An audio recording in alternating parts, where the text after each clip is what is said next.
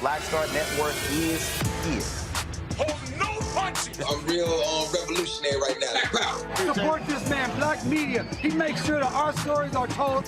Thank you for being the voice of Black America, Roland. Stay black. I love y'all. All momentum we have now, we have to keep this going. The video looks phenomenal. See, there's a difference between Black Star Network and black-owned media and something like CNN. You can't be black-owned media media and be scared. It's time to be smart. Bring your eyeballs home. You dig?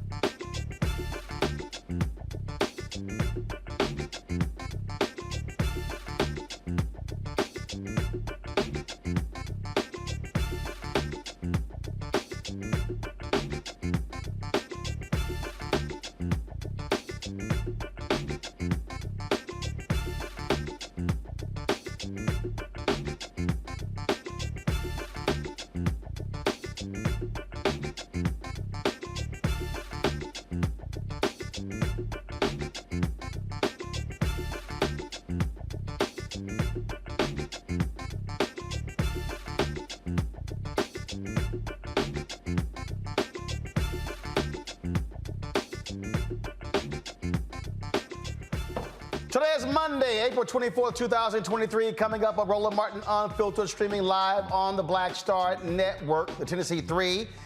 At the White House today, meeting with President Joe Biden, Vice President Kamala Harris, weeks after facing historic expulsion there in that state. We'll tell you what happened at the White House and how this may help move gun reform closer in the U.S. North Carolina's Republican Lieutenant Governor Mark Robinson, he launched his campaign to become the state's next governor and the first black Republican governor since Reconstruction. But his ass is crazy. Wait till we show you what this idiot said about black folks and reparations. And keep in mind, Republicans could actually elect this fool. Yeah, Vice President Kamala Harris made a historic trip to Africa, strengthening diplomacy in that country. We'll talk with the president of the Constituency for Africa, discuss her visit, but also the inroads that Russia is making there. What does it mean for the continent moving forward in terms of its future? Tennessee's Republican supermajority dismantling the state's two largest cities, independent civilian-led boards that investigate police misconduct allegations and review policing policies. We'll talk with the Metro Nashville Community Oversight Executive Director about this very issue. Plus, legendary NBA coach Phil Jackson is showing his true colors as he says he has not watched any NBA games since they had Black Lives Matter on the court. Yeah, wait till we play that for you.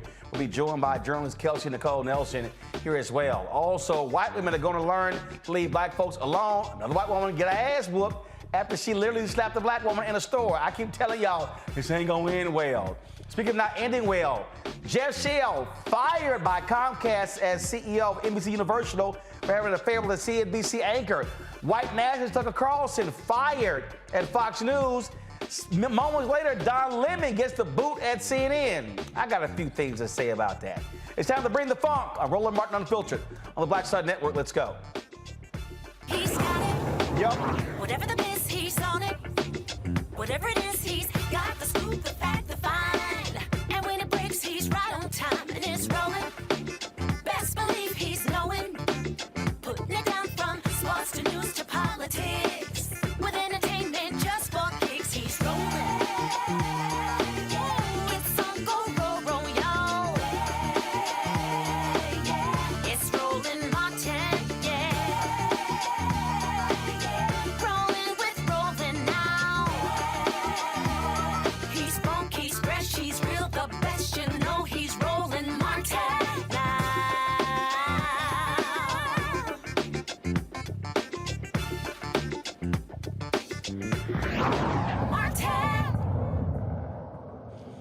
All right, the trio known as the Tennessee Three sat down with President Joe Biden and Vice President Kamala Harris today at the White House. Biden hosted the state lawmakers from Tennessee. Democratic State Representative Justin Jones, Justin Pearson, and Gloria Johnson were thrust in the spotlight for leading anti-gun violence protests in response to the Covenant school shooting. Of course, the protest took place on the floor of the state house. Republicans lost their damn minds by saying, oh, how dare they break decorum. And so they kicked out Jones and Pearson, fell short on kicking out Johnson. Of course, Jones and Pearson, black, Johnson, white. Here's some of what the president had to say. You're standing up for our kids. You're standing up for our communities, safe communities, and democratic values. That's what it's all about. And all three of you speak so well about why you're doing what you did and why you continue to do it. And look, what the Republican legislature did was shocking, it was undemocratic, and it was without any precedent. But you turned it around very quickly. All right, now, of course, Pearson and Jones kicked out, but they got put back in because the folks in Shelby County and Memphis and the folks in Nashville City Council voted them back in. A Republican member of the RNC actually said they screwed up. He said that all they've done is empower young folks and piss them off, and they've actually elevated these three. My panel, Julianne Malveaux, Dean, College of Ethics Studies, California State University, LA. She's joined us from Los Angeles. Dr. Amakongo Dabinga, Senior Professorial Lecturer, School of International Service, American University here in D.C. Renita Shannon, former Georgia State Representative from Atlanta. Here's the thing, Renita, it's very simple. And this Republican said it. By throwing them out, you've elevated three folks who, frankly, others would have never heard of. And you pissed off so many young people. You've now got them fired up, not only in Tennessee, but across the country. He said, we didn't play this well. Absolutely. And I'm glad that the White House is recognizing these three and assisting them, because all across the country, you have black state representatives who are putting the fight and speaking truth to power. And more often than not, they are not recognized and they do not receive the support that they should receive. So I'm really glad that these three are getting the support. Hopefully this will lead to a larger platform for them to be able to speak for the issues, because Justin Pearson and the other representative, those two, I have followed their work, and they are generally on the right side of issues for black folks. And so I honestly feel like the getting elevated could not have happened to two better representatives for our community. And they are such idiots, Julianne, that they've even voted when they don't want to hear them talking. Oh, we're just going to vote to stop them from talking. The exact same thing happened. I think it's in Minnesota, I believe, or one of those states, North Dakota. I think it's North Dakota. One of them states with a whole bunch of white people. North Dakota, South Dakota, one of them. So there's a transgender elected official, and they voted to silence her, keep her from talking. And so what they're doing is actually adding fuel to the fire. And so my whole deal is keep going. Keep doing it. All you're doing is empowering millennials and Gen Z. That's all you're doing. Well, you know, Roland, it's quite amusing to see how these folks try to silence people when you know full and well you try to silence them in one place, they're going to find another forum. They probably, they've been on TV. They've been, having radio interviews. As you say, nobody would have known them 2 months ago, and now they're basically heroes not only to the gun lobby but also to young people. And what these people keep forgetting is that we old folks, old farts, and baby boomers, et cetera, we're going to be up out of here one way or another. And these younger people, they don't do it the same way that we did it. They don't care if they broke decorum. They break decorum again. And they don't care about the rules according to protocol. They want stuff done. And with this gun thing, I mean, more than 12,000 people have died this year so far from these guns. And we've had, I don't know how many mass shootings. At one point, it's almost like more of them than days. So we're really looking at an epidemic, and it's a public health emergency as well. And young people aren't having it. They're feeling so impacted by this, so impacted that they are emboldened. And we have to be able to support them in their boldness. And these idiots in this Tennessee legislature, they're going to get what they've got coming. They got to go on ballots. These young people aren't going to be voting for them. It's going to come around to them. So it's sort of like payback as a you-know-what. Absolutely. I'm Congo. This is the story from Business Insider. Go to my iPad, please. And this is Oscar Brock, who is from Tennessee. He actually said, if my job, along with other members of the RNC, is to protect the brand of the Republican Party, this didn't help. You've energized young voters against us. Worse than squandering support, you've made enemies where we didn't need them. And he says that even though Republicans control 75 of the 99 House seats, he said the problem is there are a lot of competitive districts in Tennessee. And remember, Reverend Barber was on our show. He said 75% of the people who ran in Tennessee ran unopposed. So what they've done is actually given free publicity, greater fundraising for Democrats who were imperiled in Tennessee. This is a huge boost for them.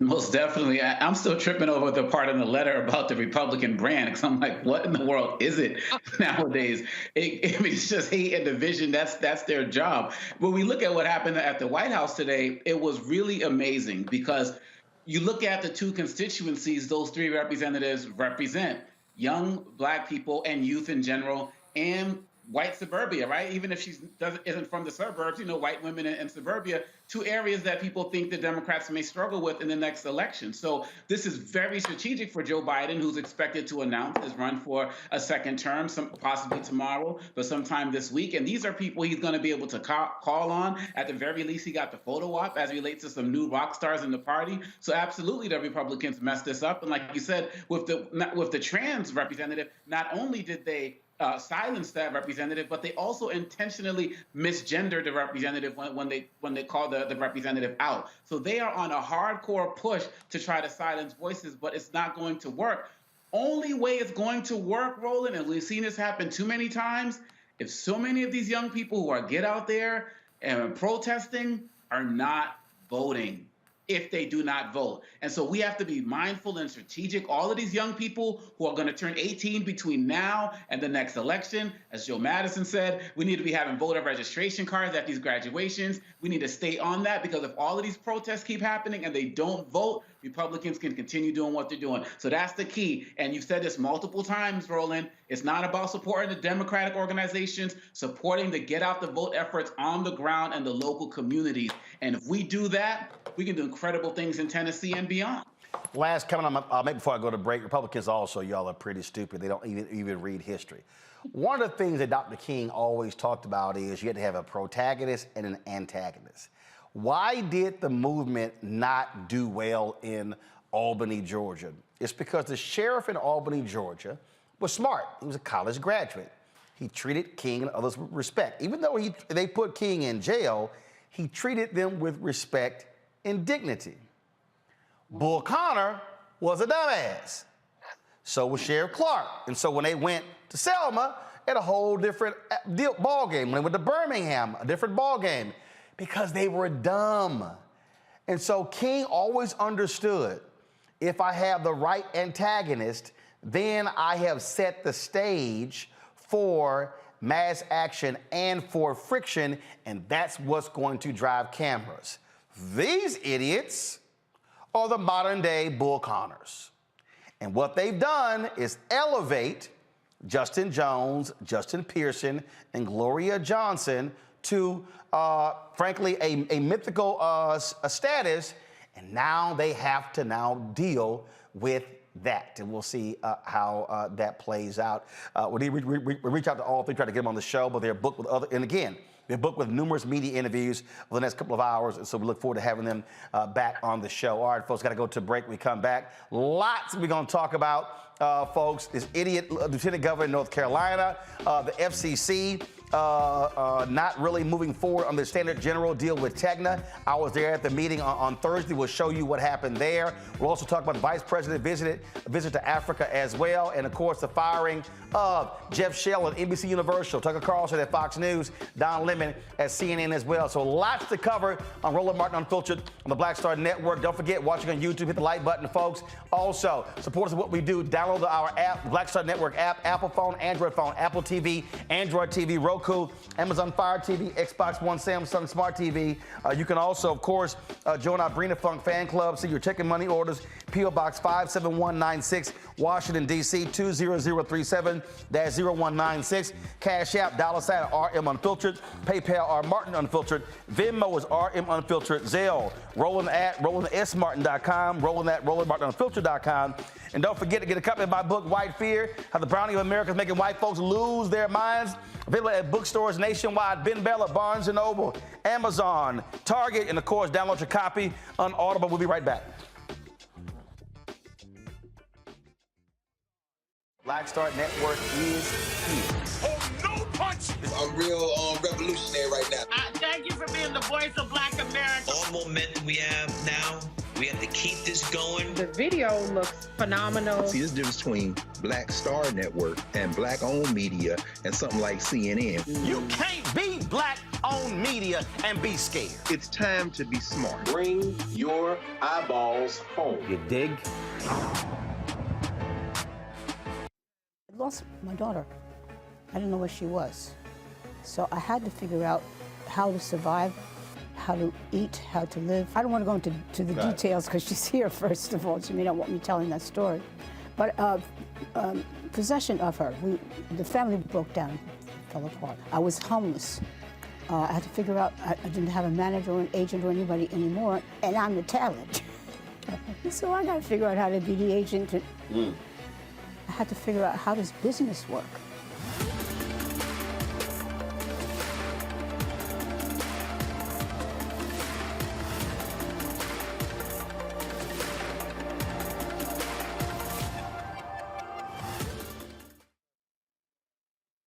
Hi, I'm Gavin Houston. Hi, I'm Carl Payne. Hey, what's up, y'all? It's your boy, Jacob Lattimore, and you're now watching Roland Martin right now.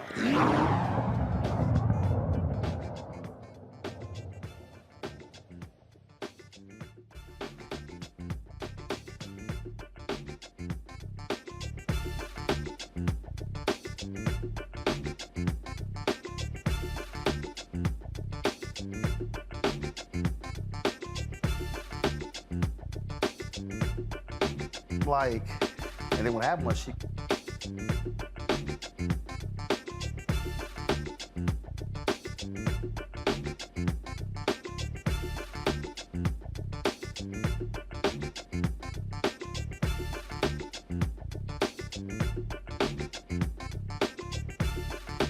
All right, now look, I told y'all there are some sane black Republicans, and there's a whole bunch of them that are out of their damn minds. One of them is the Lieutenant Governor of North Carolina, Mark Robinson, okay? So this fool has announced he's running for governor, okay? And trust me, Republicans will happily get behind this nutcase, who was the state's first black lieutenant governor. Now, why am I calling him that? He's made some of the most outlandish, ridiculous comments you've ever heard, including, this is what this fool said in a speech in 2021 to the North Carolina Republican State Convention. Watch this crap. There are some people that were talking about reparations in this country. They wanted reparations. And I remember I made this particular liberal so angry at me because I told them right to their face, nobody owes you anything for slavery. If you want to tell the truth about it, it is you who owes. It's you who owes. Why do you owe? Because somebody in those fields took stripes for you. Somebody, after those fields were ended and slavery was ended, somebody had to walk through Jim Crow for you. Somebody fought wars and died for you. Somebody lived less than because they didn't have what you have, and they did it for you. There are people in their graves right now, and they are there because they were willing to stand up and fight for you. Those folks on the Edmund Pettus Bridge carrying American flags, take that, Colin Kaepernick, living in a society that he could scarcely acknowledge, something that he has never known, living with a bigotry that none of us can imagine. Carried American flags on that bridge, and when they were hit upside the head with nightsticks and shot with water hoses and knocked to the ground, they got up and picked those flags up and kept marching. And they did it for you. Nobody owes you anything. If anybody owes, it's you, because you've been the benefactor of freedom.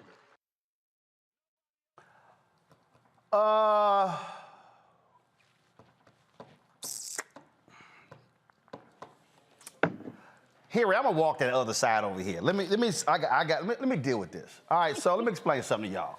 Let me go ahead and roll my sleeves up, because I need to deal with this dumbass right here. So I got to stand up on this, dealing with this fool over here.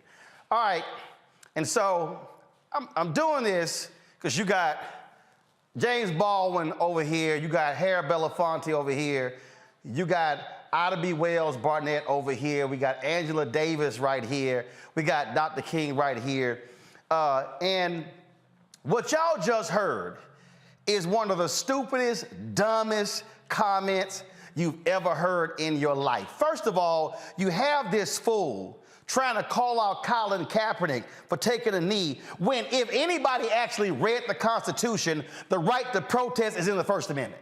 That's just first, okay? It's the first, not the second or the third or fourth, it's the first one. The right to protest, the freedom to assembly. And so when you stand in front of Republicans and they all clapping about how folks fought in wars, they actually fought full for the Constitution, including the First Amendment. But your dumb ass probably ain't never read it. Especially when we listen to you talk. And then he goes on talking about Jim Crow and what formerly enslaved folks of African descent, what they went through and all the stuff folks went through. Yet he is lieutenant governor for the same Republican Party that had a laser-like targeting of black people when it came to voting. The federal courts ruled against them and said there was a laser-like targeting of black voters by Republicans in North Carolina. Same party that he represents. This same party has targeted black people across the board.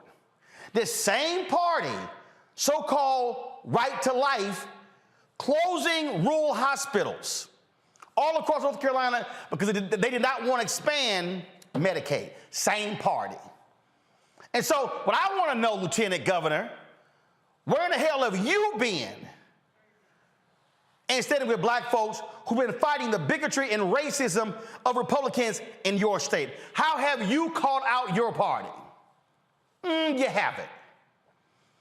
And so in your warped mind,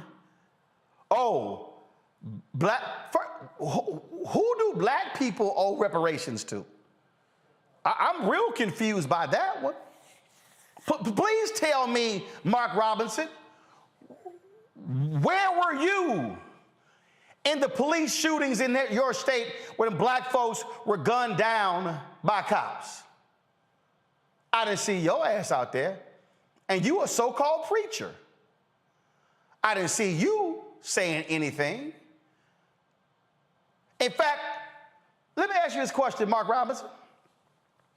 When the late Colin Powell went to North Carolina and stood up and called out the racist voter suppression of the governor at the time, McCrory, where were you? Did you say anything? Did you do anything?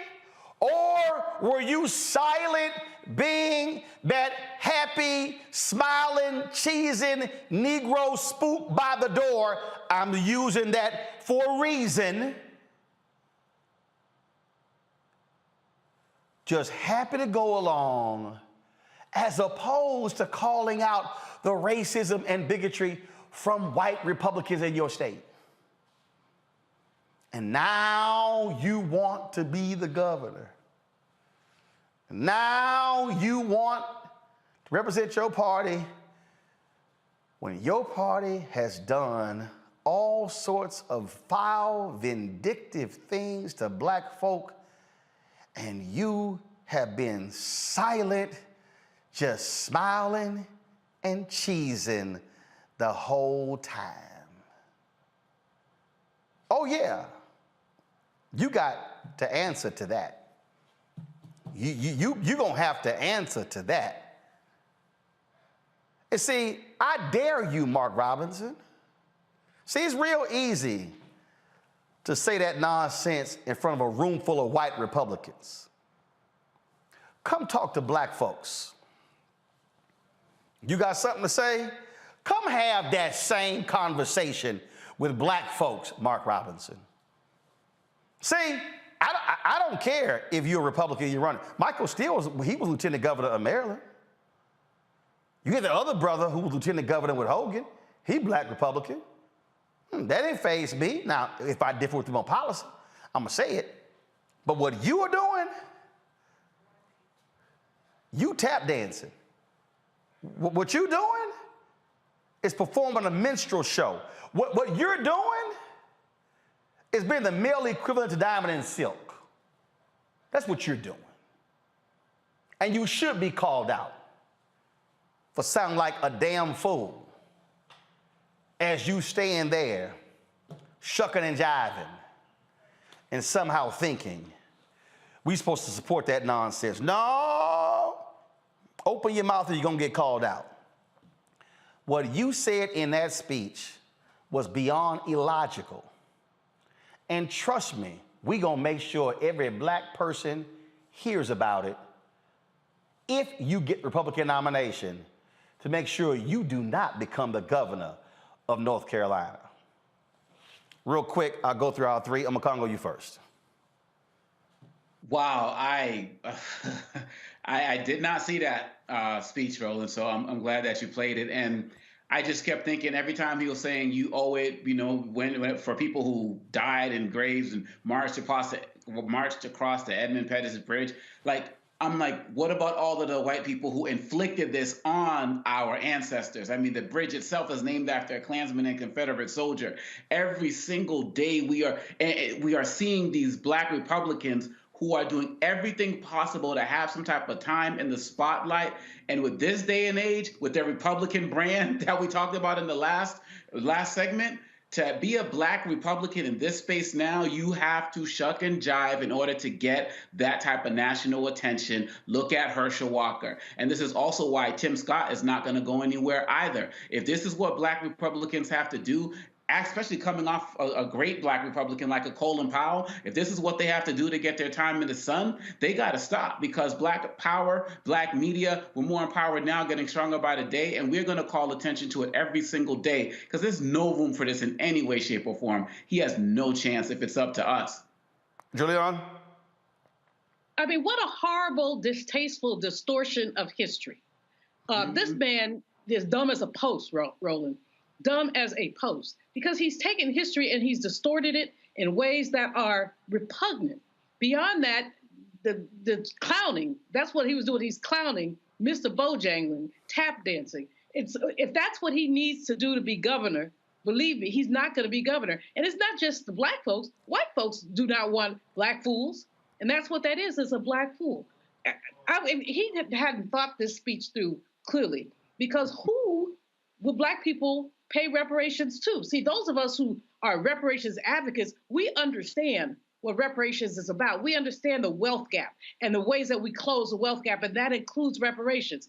What does black people pay in reparations? What problem does that solve? So he's just a GD fool, and he was empowered to be a GD fool, and no one has called him on his nonsense. But you're right, and Omakongo's right. These Black Republicans, you know, you got what Roland, you've got some brother who's trolling you. These Black Republicans are basically, they need attention. They're attention deficit. And these are people who 20 years ago might have wanted to be Democrats, but they didn't want to stand in line. And the Republicans uplifted them. And so here they are uplifted. But what do they do with their uplift? There are Republicans, you mentioned some of them, who have helped Black people. But this fool here, that's all. Just say this fool here. Somebody needs to find a comic book and put him on the cover. Rita?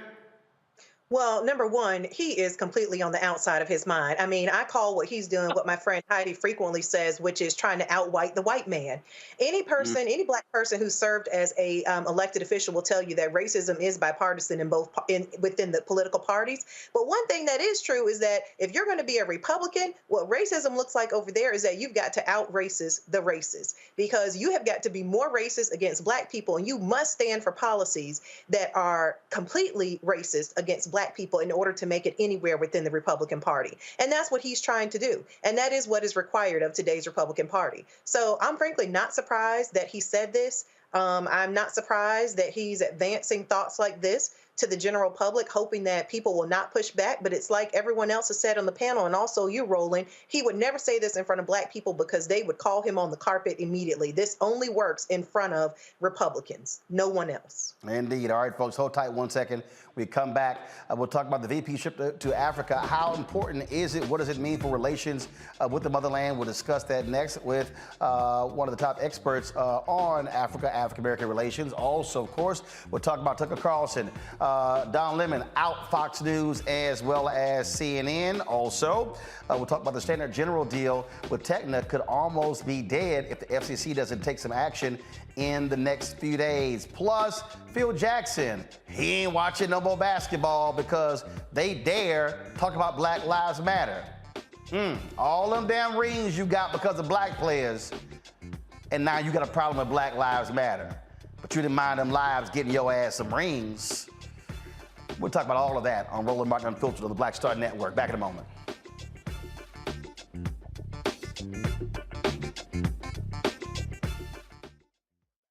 Next on the Black Table with me, Greg Carr.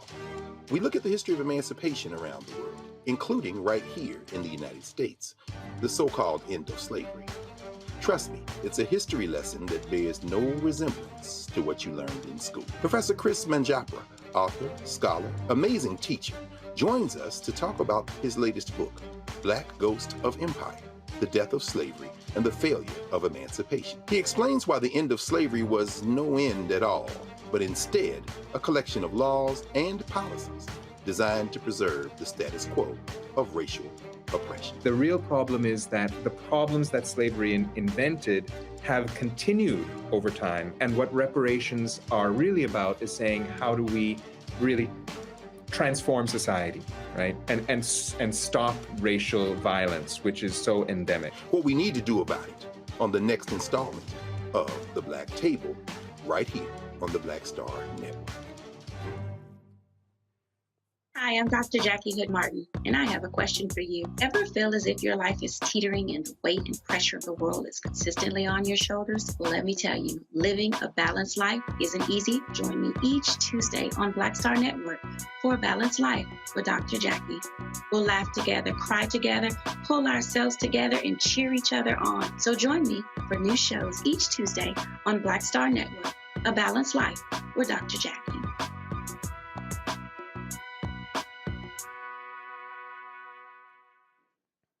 Hey, I'm Donnie Simpson. Hi, I'm Eric Nolan. I'm Shantae Moore. Hi, my name is Latoya Luckett, and you're watching Roland Martin Unfiltered.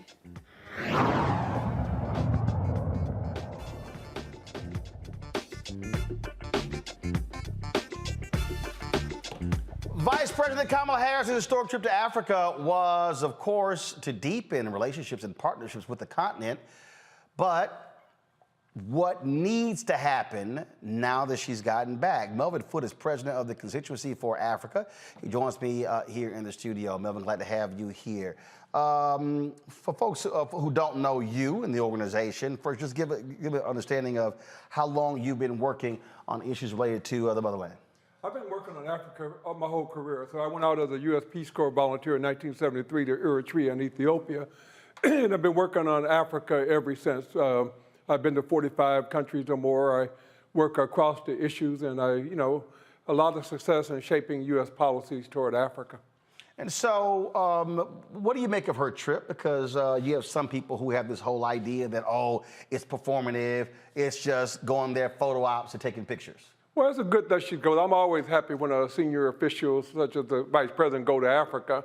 I certainly tried to push them to be more substantive than they were.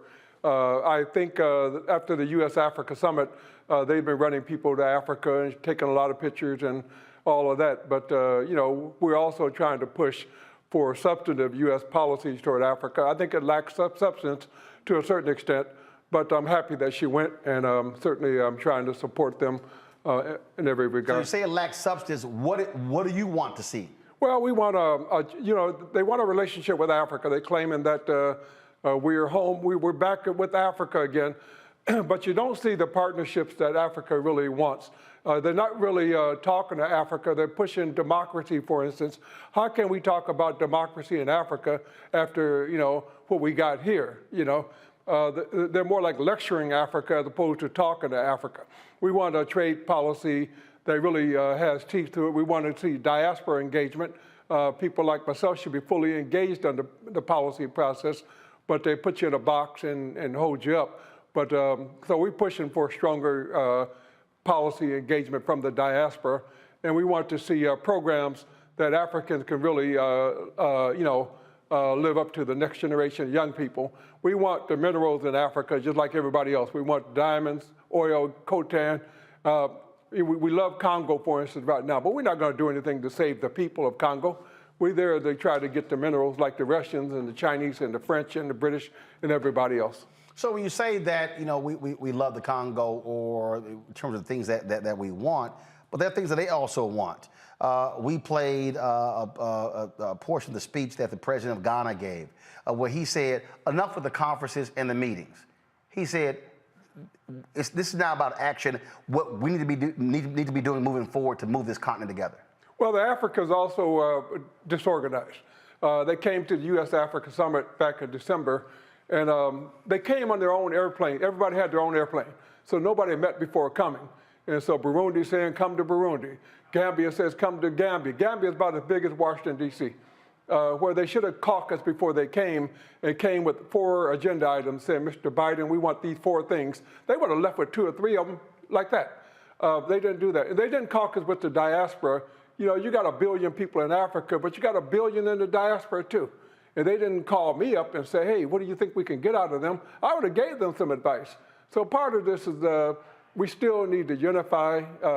My mother always told me don't agonize, organize, But with the Africa world, we're really not in sync, and we really don't think together in terms of one agenda. But isn't the part of that is because it's 54 countries. And the reality is when the United States goes somewhere, it's about the United States and no one else. And so, and I remember listening to, I was at the NBA All-Star game where they had their newsmakers breakfast and they were talking about Africa. And individuals on the panel were talking about it as if it was a nation as opposed to a continent comprised of nations. And so isn't that also difficult when because you're going to have leaders who only care about their country and no one else? Yeah, but they're also framing the African Continental Free Trade Area, which is the largest market in the world. And that's coming together, and I'm very much supportive of it. But this will enable Africans to trade with Africans. I mean, Kenyans should be trading with Nigerians, and because they're being hoodwinked at every corner to get those minerals. And so if they're divided and fragmented, it makes it easier for these other countries to access their mineral wealth. So Africa, on paying lip service to it, they're trying to move into a unified front. Sure, you got 54 countries on the continent, but there should be one unified market. There should be one unified, really, policy toward the world. They're running around going to these conferences. They're going to be in Russia for a conference. Russia will be telling them a whole bunch of other things. They were just in Europe. They were just in the U.S. So they're getting all these mixed messages. Until Africa gets some sort of sense of unity, I don't think they have a chance of dealing with the rest of the world. Questions from our panel. Let's see. Julian, you're first. Hey, Mel, how you doing? I'm doing well. We were just together at International Conference, the State of the Black World and the Diaspora. Help us understand why so many African-American people in particular, but other in the diaspora, really do not see a connection to the African continent. And it tends to be one of the issues in terms of how we can advocate when so many of us are disconnected. We can advocate for other things, but not for the African continent. Tell me why. Well, I think most Americans are uninformed, underinformed, and misinformed about Africa. And one of the things that I'm pushing the U.S. government to do is to educate Americans about Africa. We know what to do: seminars, workshops, town hall meetings, and otherwise. There should be a lot more blacks in the Peace Corps, for instance. Peace Corps, which started my career, 2% are black. So we need to quadruple that in a hurry to get more young African Americans to go to Africa, to understand it, because the information by and large is absolutely distorted. And most of us, when we think about Africa, we're thinking about famine, we're thinking about Idi Amin, we think about all this crazy stuff. And Africans are also mixed about us. They've been told that we are all gangbangers and murderers and this kind of thing, so Africans don't want to deal with us. And the Africans who they do bring over here to go to school and so forth, they train them out in Nebraska, Kansas, Minnesota, far away from black people as they can. By the time they land in Washington to work in the policy environment, they don't want anything to do with African Americans. So to me, a big part of this is unity, and how do we go about establishing an African American. I'm leaving tomorrow to go to Nigeria to participate in the Global African Diaspora Conference in Abuja. And my message is going to be the same thing: unity. How do we go about getting real unity beyond the talk? How do we get to the point where we can actually work together on policy, work together on various strategies to get African people worldwide united? Omokongo. Mr. Foote, I have such a great deal of respect for you and so many questions I'd love to ask, but I'm just going to stick with one for tonight. Do you feel like the United States government really has a strong appreciation for Africa and African leadership? Because part of my challenge is I see corporations and government embracing who I consider to be the wrong Africans. So, for example, you talked about Congo. Well, look at what part of what happened with Congo came from the regime of Kagame in Rwanda, but yet I see Kagame sitting front row at the NBA All-Star game because he's helping expand basketball across the continent, so he becomes a friend of the United States. Do you feel like there's a little bit, and then we talk about what's happening in Sudan, and we're only talking about that as it relates to Americans being evacuated. Do we have a backwards view of who we should be working with on the African continent?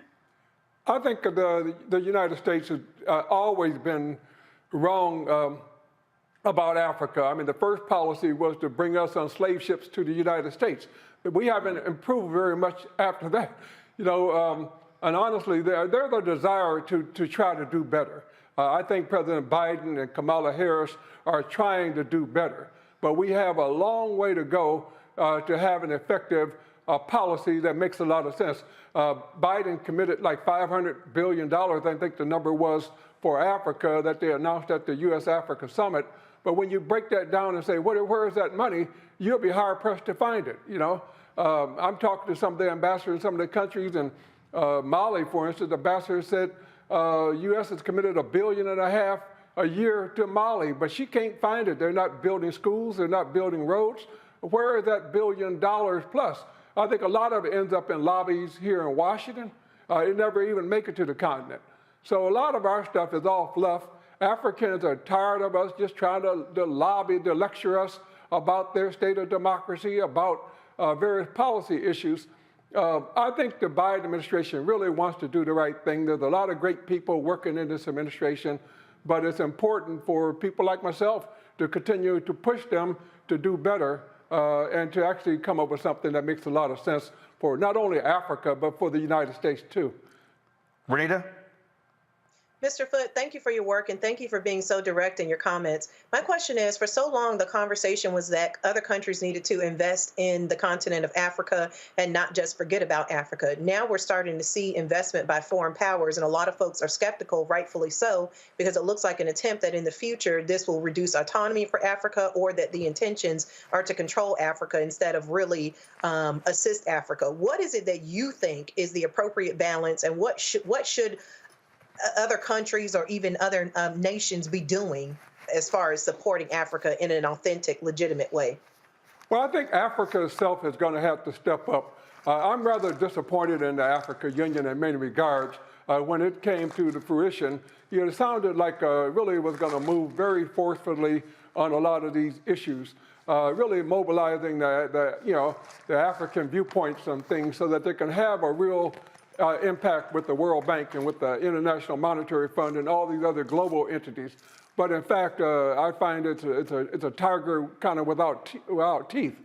And when they came to Washington for the summit and had not met before coming here, that said everything right there. I mean, the African Union is supposed to be the vehicle by which the African opinions are unified and organized and brought forth, but is not yet having done that. I have a lot of faith in the next generation. That something like 80% of the African population is under 30 years old.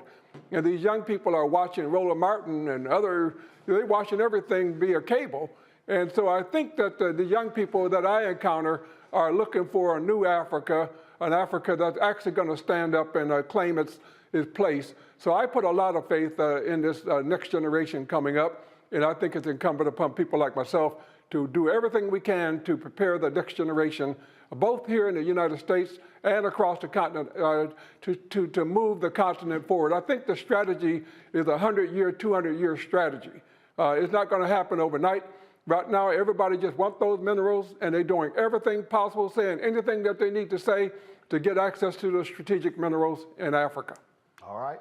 Melvin, we appreciate it. Thanks a lot. Thank you. All right, gotta go to a break. We come back. Folks, we'll talk some headlines. First Black and Missing. Also, the woman the cop who killed Dante Wright, she's already out of prison. Really? We'll tell you about that next on Roland Martin Unfiltered on the Black Star Network. Hatred on the streets, a horrific scene, a white nationalist rally that descended into deadly violence. White people are losing their damn minds. As an angry pro-Trump mob storms the U.S. Capitol, we've seen shooting. We're about to see the rise of what I call white minority resistance.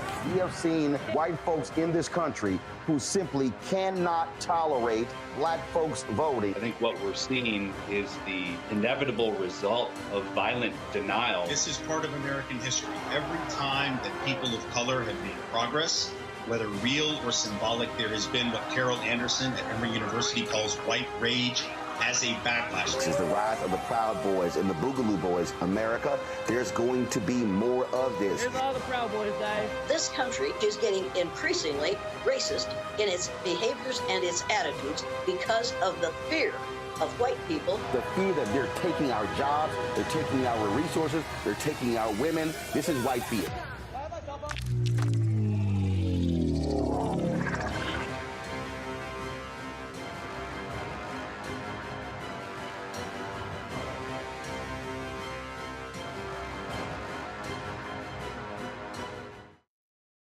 On a next, A Balanced Life with me, Dr. Jackie, we talk about a hard, cold fact. Not all healthcare is created equal in this country, especially if you're a person of color.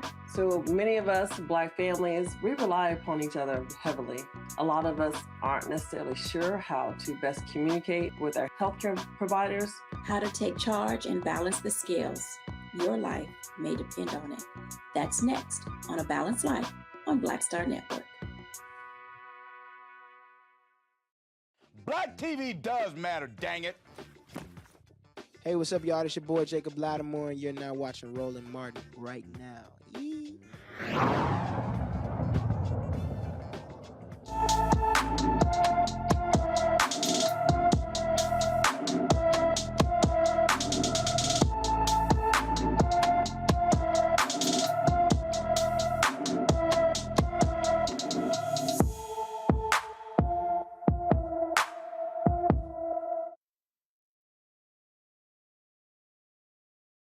All right, folks, today's Black and Missing is a young man. This is out of Connecticut, folks.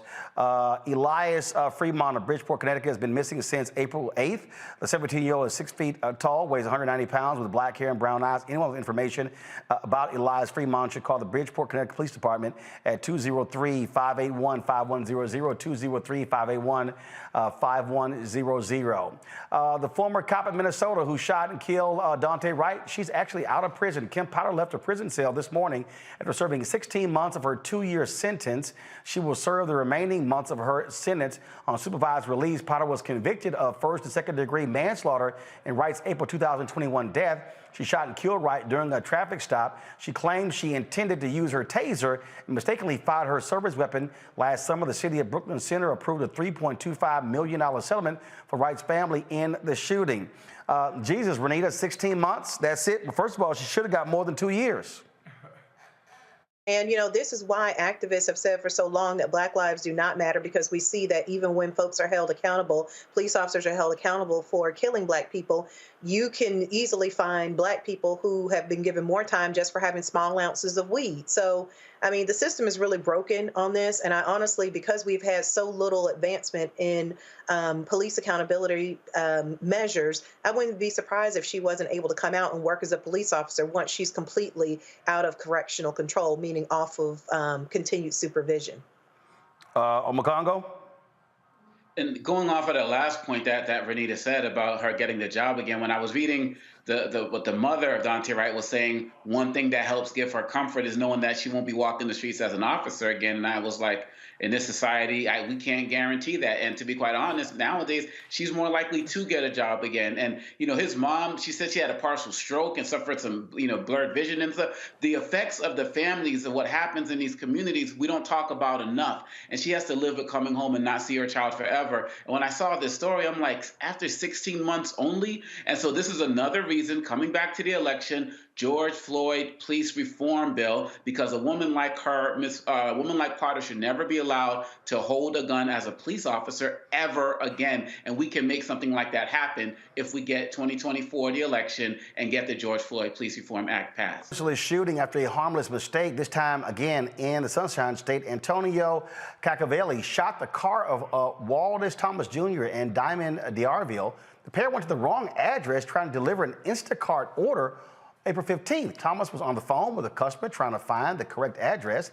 Thomas and D'Arville told police they attempted to reverse out of the area but hit a boulder. Cacavelli approached them aggressively and grabbed the driver's door window. He pulled out a Smith & Wesson Shield handgun, firing 3 shots towards the car's tires. No charges were filed against anyone involved.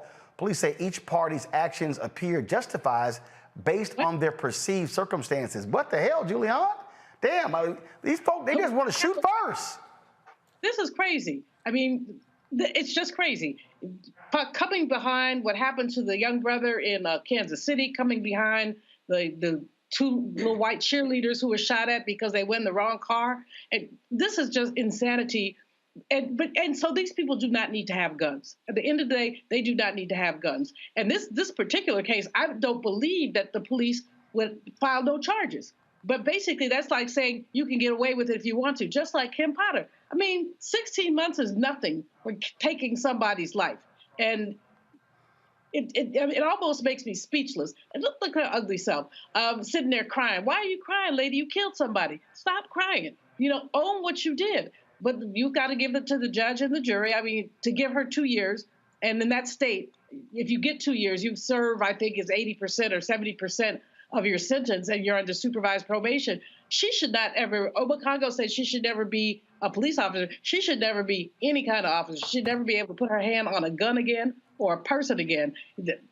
And people need to go by her house, quite frankly, and picket and show their outrage. This is ridiculous. Well, again, she's already out of prison. Oh, so now, folks, we told you the sheer nonsense that is happening at Fox News.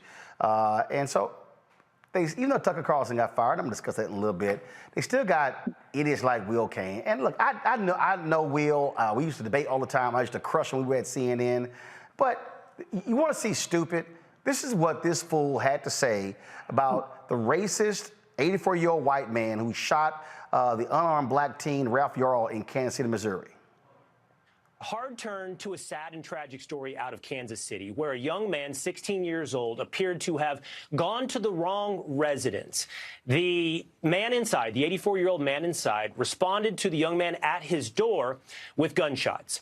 Now, you can imagine yourself on both sides of this door, going to the wrong residence to pick up your siblings, literally got the wrong address. And all of a sudden, as you're standing at the doorbell, shots ringing out. You can also imagine yourself on the other side, an 84-year-old man with a 6-foot-tall guy outside your door, reportedly pulling on the glass outer door to come inside. Here's what I would tell you. This is a tragedy, but there is zero evidence that it is racist. And that's the narrative today, that it is ringing a doorbell while being black. I'll reserve judgment, as we all should, until we get the facts to arrive at a conclusion.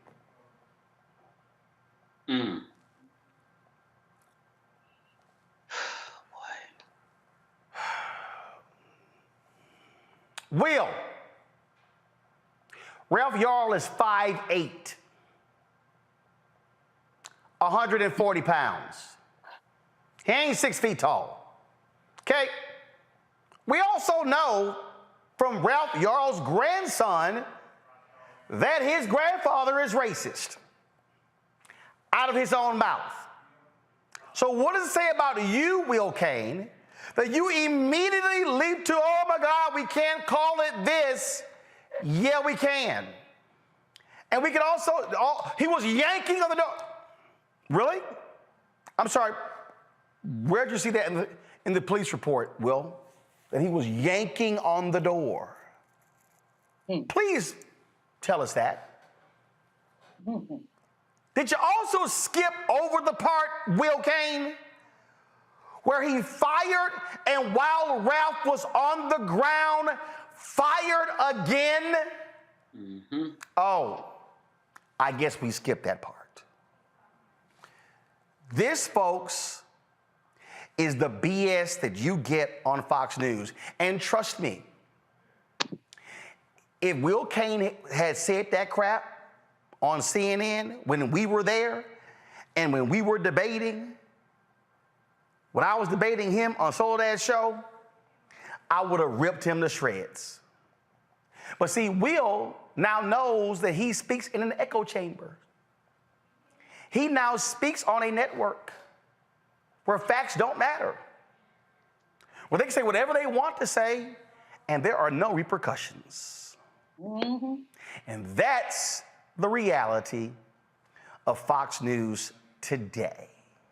Will, you sound ridiculous. You know you sound ridiculous.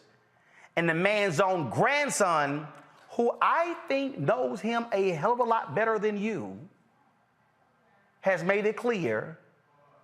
Oh, and by the way, Will, the grandson said all he did was watch Fox News all day.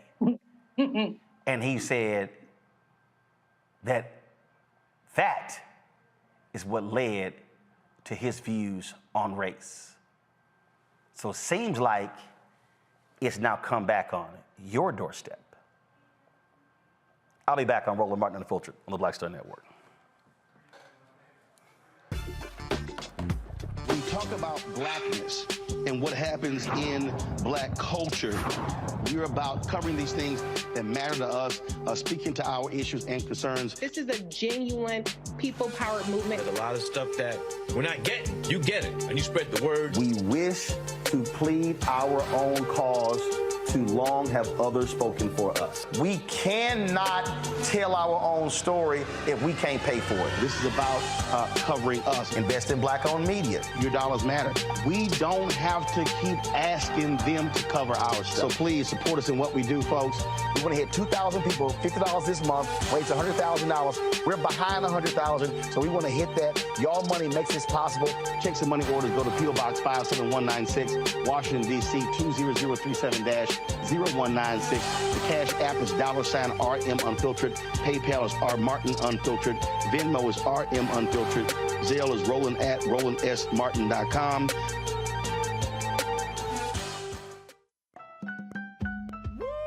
We're all in impacted by the culture, whether we know it or not. From politics to music and entertainment, it's a huge part of our lives, and we're going to talk about it every day right here on The Culture with me, Faraji Muhammad, only on the Black Star Network.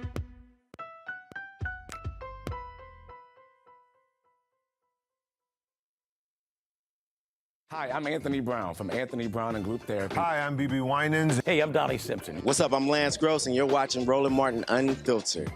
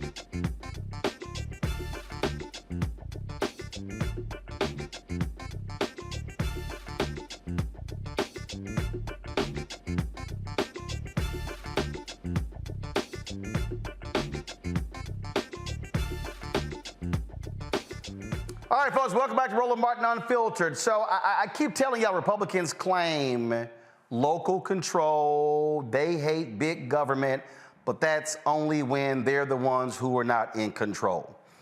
And so in Memphis and Nashville, they have independent civilian-led police review boards to look at police shootings and things along as such. Well, the Republicans in the legislature in Tennessee, they don't give a damn.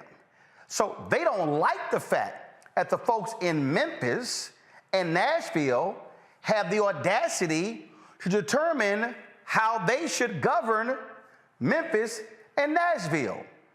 But it ain't just them. In Missouri, Republicans want to take over the St. Louis Police Department like they have control of the police department in Kansas City. Because the Republicans cannot stand when cops are being held accountable. And so Thursday, the legislature, Republicans, voted to abolish both groups in Memphis and Nashville. In line with the FBI. So, guys, I didn't call for the video. All right, here we go. Now, in Nashville, they were implemented in 2018 after an officer-involved shooting. Okay? Now, it was the first time a Nashville police officer had been charged with murder. Yeah, it happened.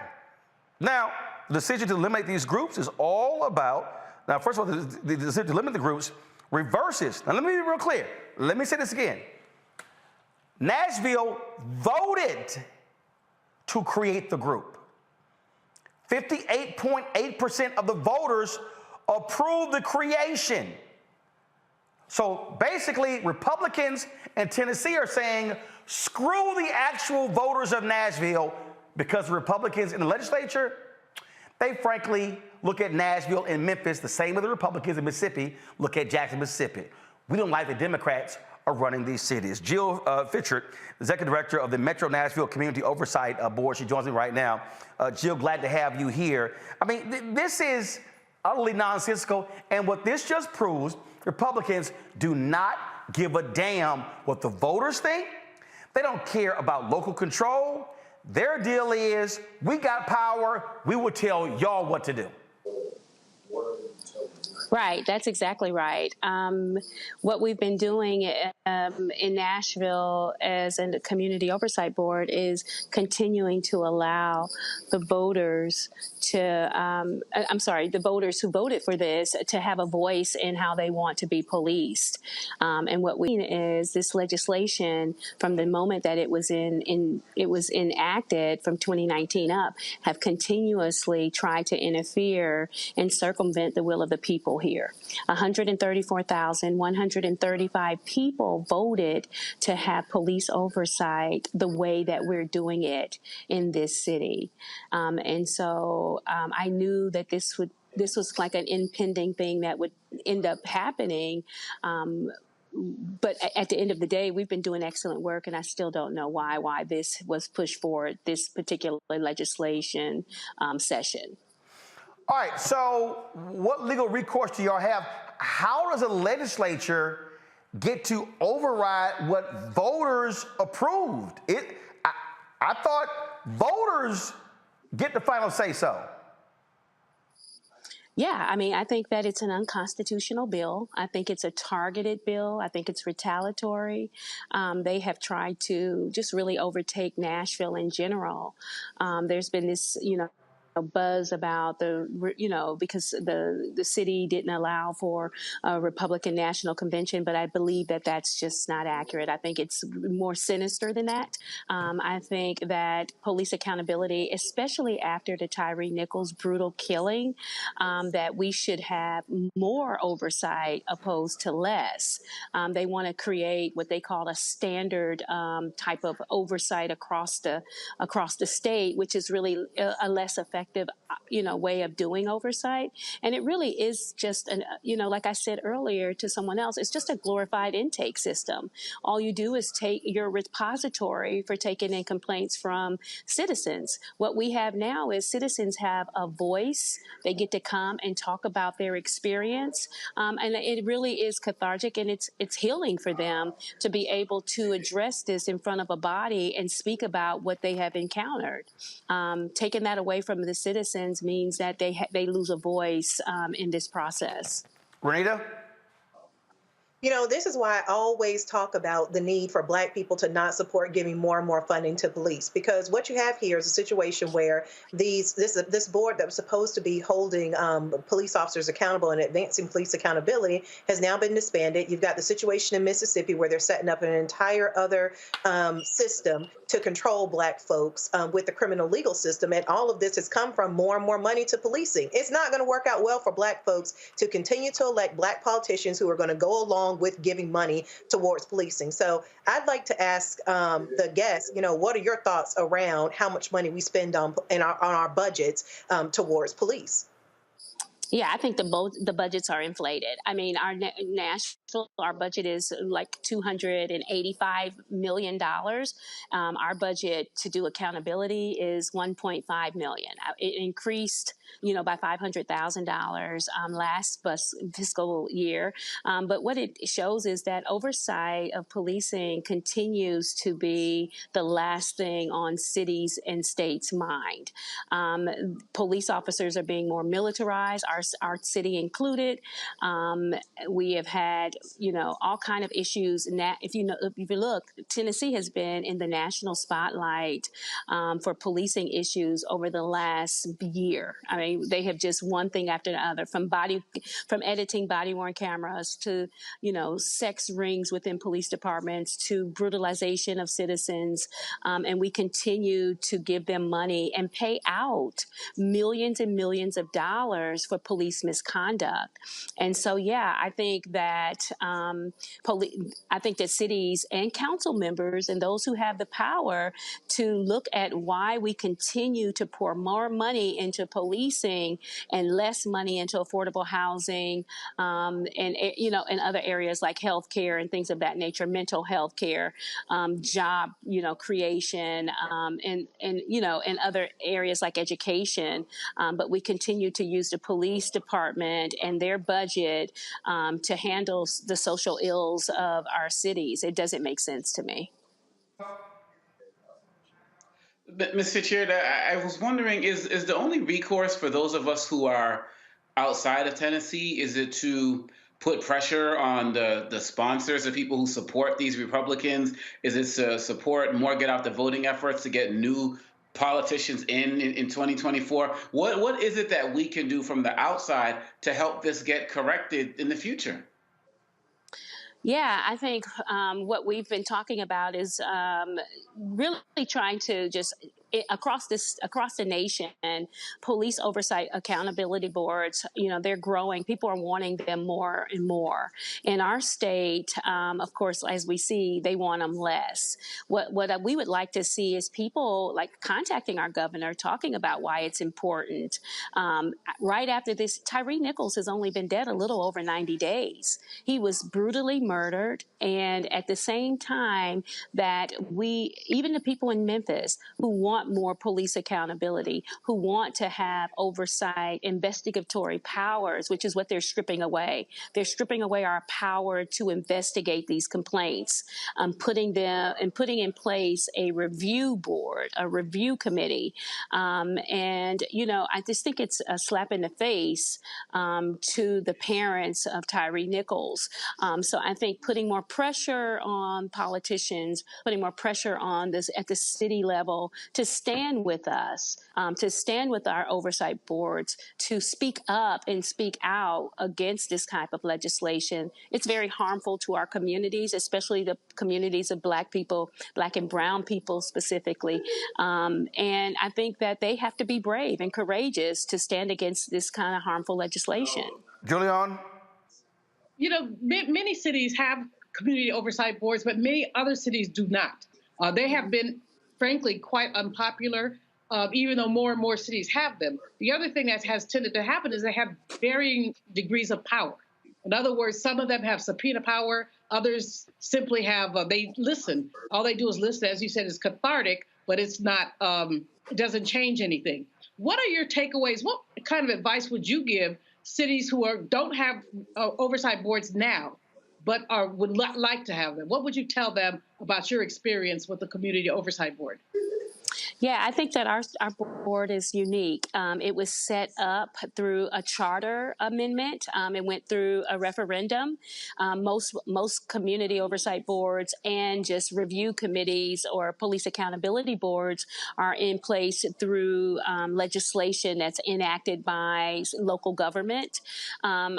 This took a big organizing effort for organizers to come together to push for this to be on a referendum, and it was ratified by, like you said, 58.5% of the voters. And so what I would suggest to them is to do your research, what is most effective in your city, what the people would like. What we are is a hybrid entity, right? We can do investigations, we can do research, we can look into any criminal justice issue within this city and make recommendations. I think that that hybrid model is a best practice model. And so I would say for people to at least talk to your local legislators, your mayors and your commissioners or city council people, but also begin to talk to the people in your communities to see what they want. How do they want to be policed, and how do they want to hold the police departments accountable? Because it's the taxpayers that are paying their salaries. And so we should all have a stake in how we want to be policed in our communities. All right, then. Well, look, good luck. Keep fighting the good fight. Jill, we'll keep covering this. We appreciate it. Thanks a lot. All right, thank you. Appreciate it. Folks, we come back. We'll talk the firing of Jeff Shell at Comcast, Tucker Carlson at Fox, Don Lemon at CNN. Also, later in the show, Standard General continues their battle to buy Tegna against the FCC. We'll tell you what happened at the FCC meeting on Thursday. Lots to talk about right here on Roland Martin Unfiltered on the Black Star Network.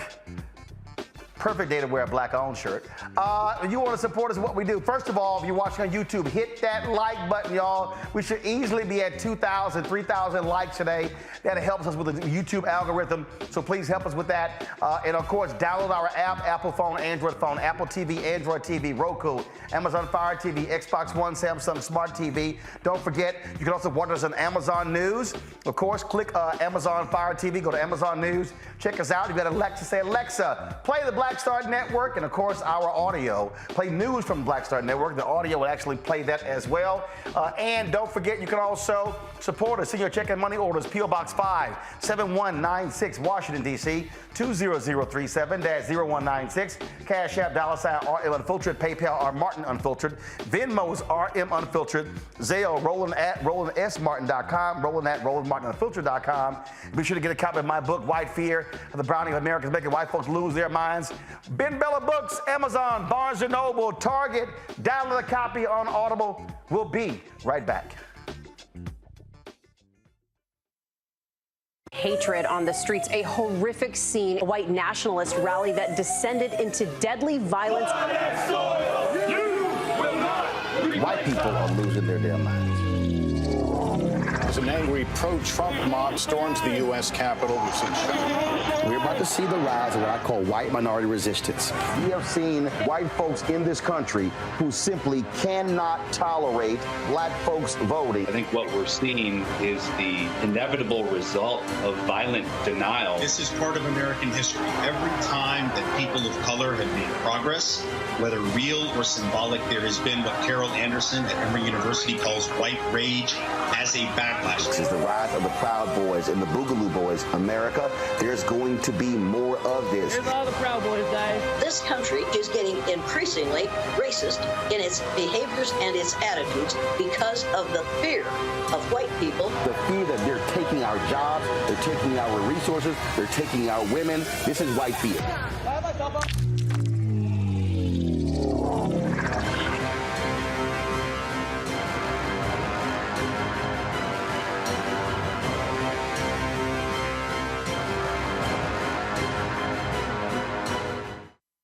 On a next, A Balanced Life with me, Dr. Jackie, we talk about a hard, cold fact. Not all healthcare is created equal in this country, especially if you're a person of color. So many of us, Black families, we rely upon each other heavily. A lot of us aren't necessarily sure how to best communicate with our healthcare providers. How to take charge and balance the scales. Your life may depend on it. That's next on A Balanced Life on Black Star Network. My name is Charlie Wilson. Hi, I'm Sally Richardson Whitfield. And I'm Dodger Whitfield. Hey, everybody, this is your man, Fred Hammond, and you're watching Roland Martin, my man, Unfiltered.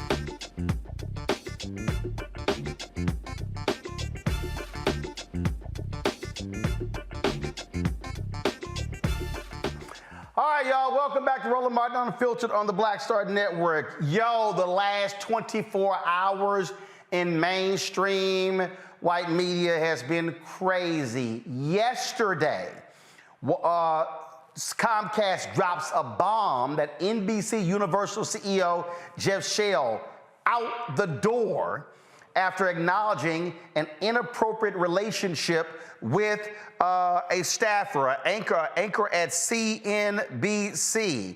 Her attorneys came out upset that her name was released. She apparently filed a sexual harassment claim against Jeff Shell.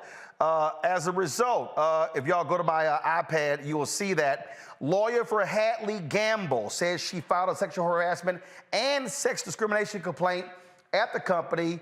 Shell acknowledged they had an affair several years ago. Not only that, Comcast said he ain't getting no severance. He ain't getting severance. So that was on Sunday. Then today, this morning, the first shoe that dropped, Tucker Carlson out at Fox News, fired at Fox News. A lot of people initially said, oh, it had to be because of the Dominion lawsuit, them having to pay out a $787.5 million settlement.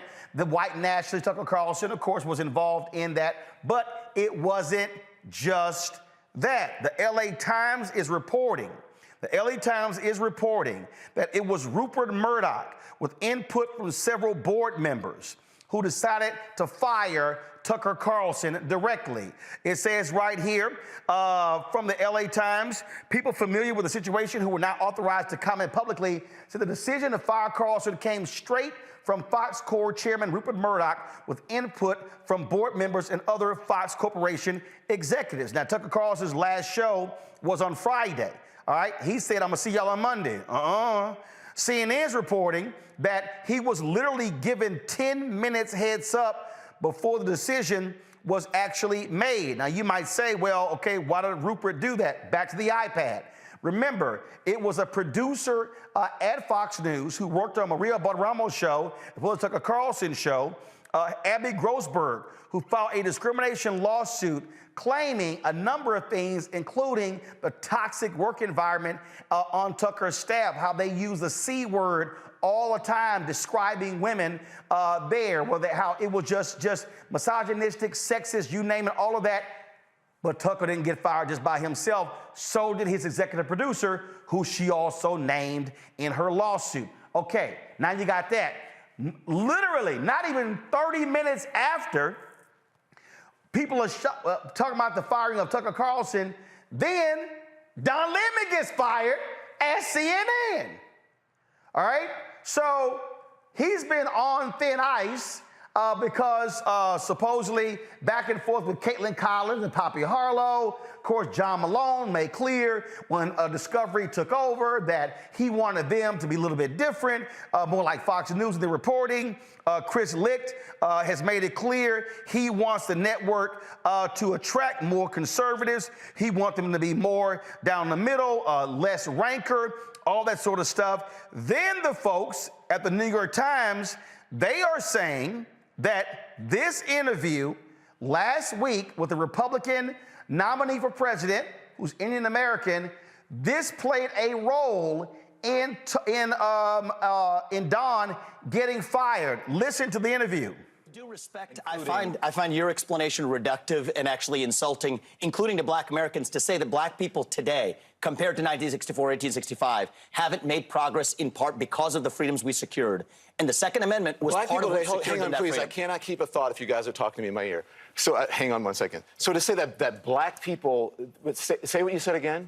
Black people secured their freedoms after the Civil War. It is a historical fact, Don. Just study it. Only after their Second Amendment rights were secured. They That's were a not fact. secured their freedoms after the Civil War. That is not, you are discounting Reconstruction. You're discounting a whole host of things that happened after the Civil War when it comes to African Americans, including the whole reason that the Civil Rights Movement happened is because black people did not secure their freedoms after the Civil War, and that things turned around. People tried to change the freedoms that were supposed to happen. And you know how they got it? They got their Second Amendment rights, and they actually got, the NRA played a big role in that. But today, Don, the NRA did not play a big role in that. Absolutely, they trained black Americans how to use firearms. That's a lie. That's not. The NRA did not play a big role in that. This is just historical fact. It's not historical fact. The part that I just find... because you say it's historical fact. The part that I find insulting is when you say today black Americans don't have those rights after we have gone through civil rights revolution in this country. You are sitting here telling an African American about the rights and what you find insulting about the way I live, the skin I live in every day. Here's where you and I have the a different freedoms point that of view. black and white that black people don't have in this country,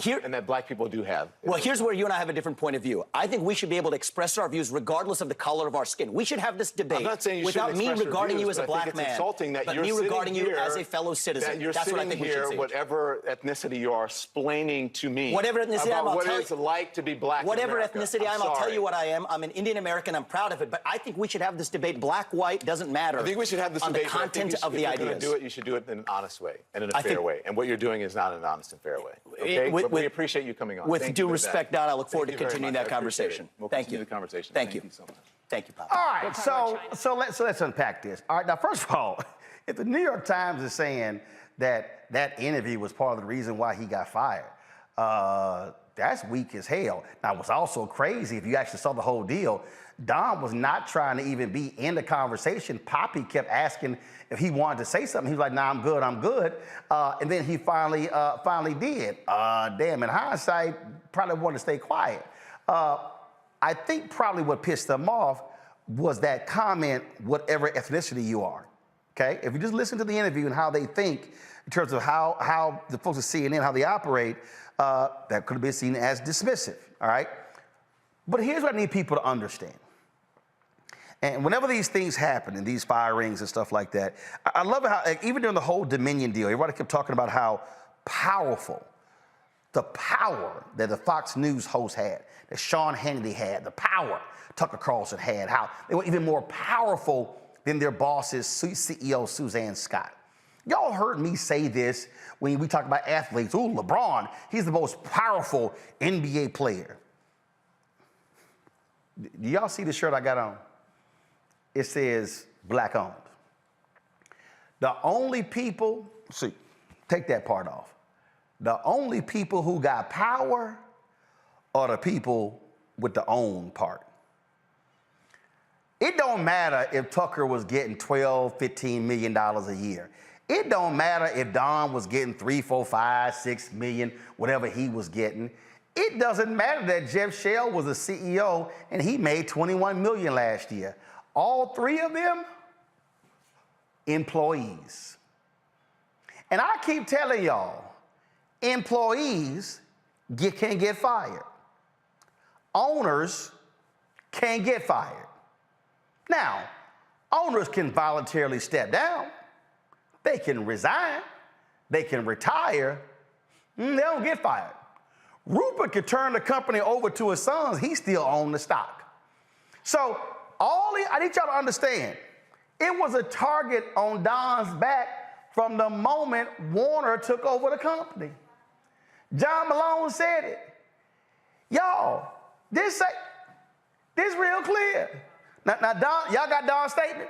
Pull it up. Don released a statement to the press where he said, I was terminated. I was informed this morning by my agent that I have been terminated by CNN. I am stunned. After 17 years at CNN, I would have thought that someone in management would have had the decency to tell me directly. At no time was I ever given any indication that I would not be able to continue to do the work I have loved at the network. It is clear that there are some larger issues at play. With that said, I want to thank my colleagues and the many teams I have worked with for an incredible run. They're the most talented journalists in the business, and I wish them all the best. Now, Don been there 17 years. The folks at CNN PR did issue a statement with regards to Don's statement. Go to my iPad. They said Don Lemon's statement about this morning's events is inaccurate. He was offered an opportunity to meet with management, but instead released a statement on Twitter. Let me say this again, y'all. It was a bullseye on his back. When he got moved from prime time to the morning, that wasn't no promotion. He went from having a show where he was the host to a show with 3 other hosts, one that got no business being on the set, Caitlin Collins. She ain't ready. She ain't ready for prime time. She not, okay? She way too green, okay? She need to go back and get some more experience, okay? So you had all these incidents. The Nikki Haley comment, past prime, big screw up, okay? But the deal is, bullseye was there. Y'all, all the stories you saw drop, the Variety story, the story over the weekend saying White House Press Secretary Karine Jean-Pierre wouldn't appear on the show with him, chose to do the interview with anchor with somebody else. Karine, they released a statement that said Karine denies that. Y'all, all those stories came from inside CNN. And so I'm just trying to explain to y'all, you got to be aware of what's going on. Tucker, they thought Tucker didn't learn nothing from Bill O'Reilly. See, Rupert like, damn, I just paid $787.5 million. I spent $32, $35, $40 billion on settlements for Bill O'Reilly. Now I'm gonna have to spend another $10, $15, $20 million on this other woman because of Tucker. Yeah, your ass gotta go. Y'all, employees ain't got no power. They will bounce your ass in a heartbeat, and it don't matter. And so there are all these people who are mad, who are upset. Y'all, that's what they do. It was 10 years ago, April 5th, or April 6th. I think it was April 5th. It was 10 years ago, April 5th. Where was my last day at CNN? That was 10 years ago. And see, here's the whole deal. You know the game. I told somebody this. Y'all, I joined CNN in 2007. Do y'all know when I plotted my exit from CNN? The day I joined in 2007. Let me say it again. I started planning my exit the day I started. Those jobs ain't guaranteed. No, hell, Disney this week is beginning their second round of layoffs. They will lay folks off in a heartbeat. So understand, what you saw is that actions will beget actions. That's what's going on here. And for those who are happy to see Tucker Carlson, the white nationalist, gone, I'm one of them. Just keep in mind, he replaced Bill O'Reilly, and he was 10 times worse than Bill O'Reilly. So you might get an even more wild white nationalist, because Fox News still want that white nationalist money. That ain't changed one bit. As for Don Lemon, he gonna get his millions. Oh, he gonna get his millions.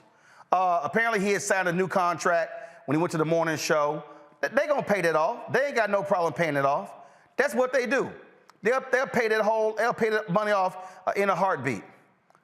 But just do understand, y'all, these folks, it's all about, again, what they do and how they gonna do it. And so again, here's Brian Stelter. Go to my iPad. He reports Carlson's contract was renewed in 2021. He'll be paid out for the rest of his contract. He was getting about $20 million per year. Y'all, he gonna get his money. It don't matter. He a trust fund baby anyway, and so he gonna get his money. And what you also have, you know, these folks are gonna sit here, keep going. So just understand, this is what these companies do. They're gonna sit here and get rid of folks in a heartbeat. But like I said, when you the owner, can't nobody get rid of you but God. Just remember that. I'll be back.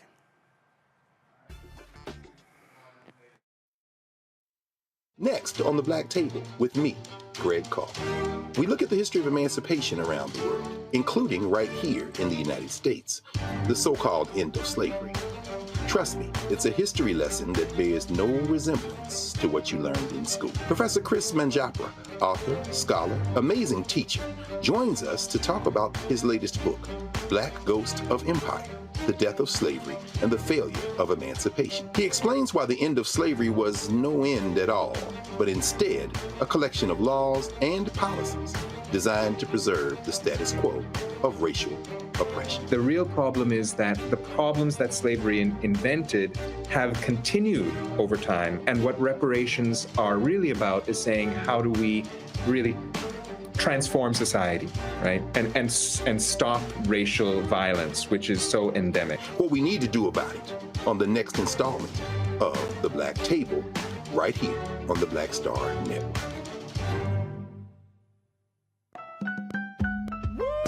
We're all impacted by the culture, whether we know it or not. From politics to music and entertainment, it's a huge part of our lives, and we're going to talk about it every day right here on The Culture with me, Faraji Muhammad, only on the Black Star Network.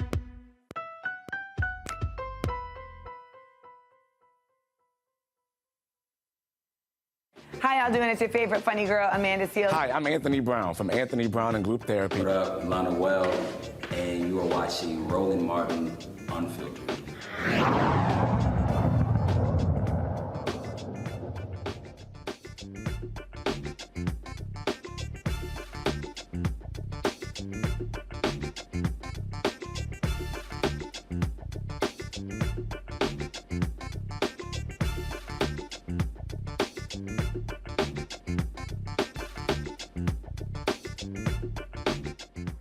Well, everybody and their mama love talking trash. Now we got cultural appropriator Phil Jackson, who won a lot of rings because of black ball players like Michael Jordan, Scottie Pippen, Shaquille O'Neal, Kobe Bryant, and others. Now, he decides to go on a podcast and says, since the Black Lives Matter protest, I ain't watched no NBA games because I don't like what they were doing with all of the slogans on the floor and the uniforms. Press play. Do you still watch a lot of basketball or no? I don't. Tell me about that. When and did you stop immediately from the time you stopped coaching? No, I didn't.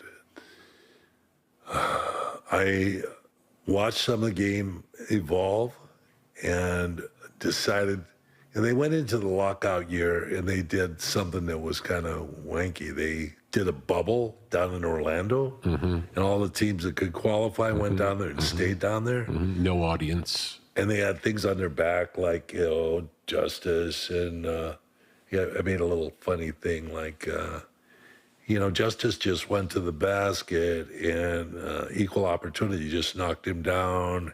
And somebody had another name for a guy who has jersey in the back of a jersey, had some other slogan. So my grandkids thought that was pretty funny to play up those names. So I couldn't watch that. And the Lakers won, actually. They won that year. And do you feel like it just made little of the game, like it made it like a sideshow? What do you think it was that turned you off? Well, it was. They even had slogans on the floor, on the baseline. It was catering. It was trying to cater to an audience or trying to bring a certain audience into play, and they didn't know it was turning other people off. People want to see sports as non-political. We've had a lot of different type of players that have gone on to be like, Bill Bradley was a senator, number of baseball players been representatives and senators and political, but their politics stay out of the game. Yeah, it's separate. Doesn't need to be there. Oh, politics should stay out of the game. I'm sorry, did Phil forget why they were protesting? Did Phil forget you had the death of George Floyd, the shooting of Jacob Blake in Milwaukee? There was a reason why the players boycotted. Oh, I'm sorry, but Phil said, oh yeah, we should keep politics out of the game. Go to my iPad. 1999. Bradley teams up with Phil Jackson on campaign fundraising trail. Phil Jackson supported his former teammate who's running for president by help raising him money. Oh, I guess Phil's politics are just fine. Kelsey Nicole Nelson joins us right now. She's a multimedia sports journalist. Kelsey, how dismissive Phil Jackson was here to act as if this was just some gimmick the NBA was doing. The NBA was forced to do this because those players were going to walk. Roland, well, first off, thank you so much for having me. And it's sad we have to keep having these conversations. You said it so right. The players felt a type of way because at the end of the day, this is an NBA league, Roland, where at last check during the 2021-2022 basketball season, 82.4% of the players identified as people of color, meaning at the end of the day, when they take off their jerseys, when they take off their basketball shorts, these are mostly Black men in America who deal with the same struggles that many Black Americans deal with in this country. You talked about the killing of George Floyd. We have to talk about the murder of Breonna Taylor, say her name. And the reason why the NBA was forced to do this is because they are human beings at the end of the day. They weren't going to roll and just shut up and dribble. These are men who wanted to make a difference, who wanted to use their platform for a purpose. And during 2020, when the NBA was playing in the bubble, they had that opportunity to do so. As you said, we wouldn't need slogans and T-shirts, Roland, if we could live in a world where actually social justice mattered, where racial inequality was not a thing. But unfortunately, that's not the truth here in America.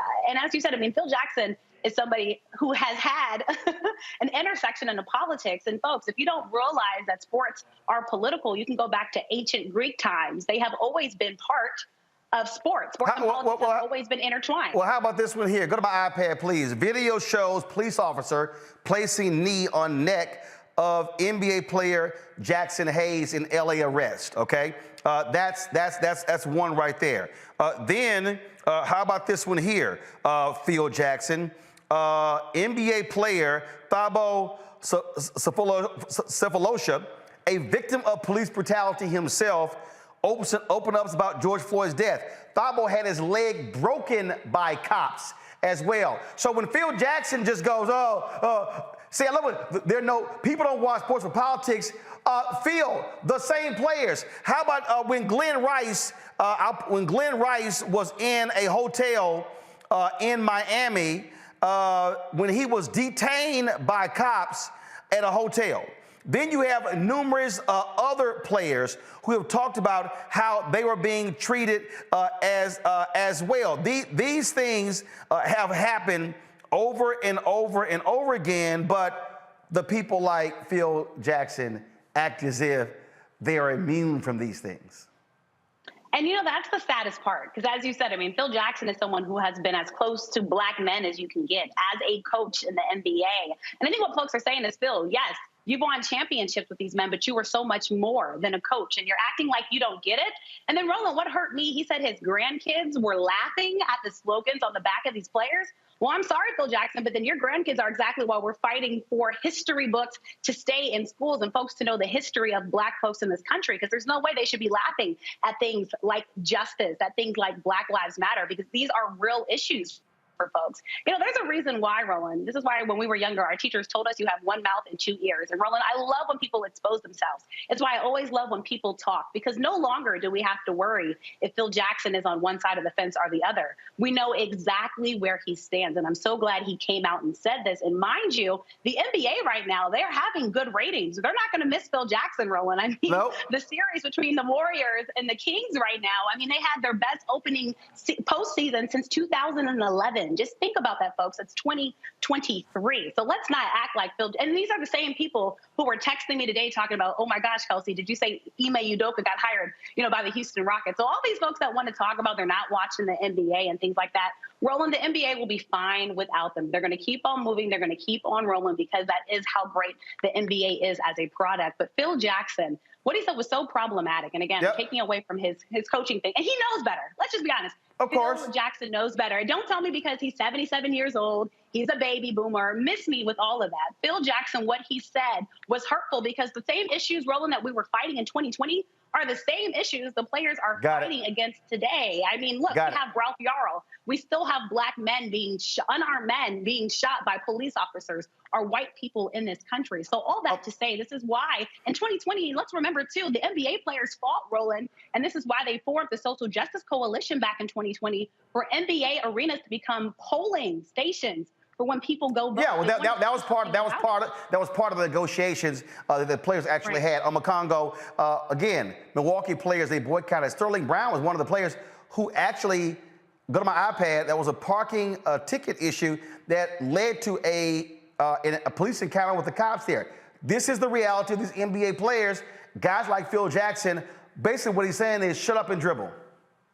Mm-hmm. Absolutely. Let's be mindful of the fact that he started playing in the NBA in 1967. He came up playing against Bill Russell and all of the other athletes who were during that. So he saw everything going on, Muhammad Ali and Jim Brown and everybody. So he came up during that time. So he's acting like these players are coming out of nowhere with their politics. And so to sit here and say that there should be some type of separation between politics and sports makes no sense, because he saw it and he lived it. And I also will say that he's being introduced, if I'm correct, was that legendary music producer Rick Rubin, correct? Def Jam and all of that, right?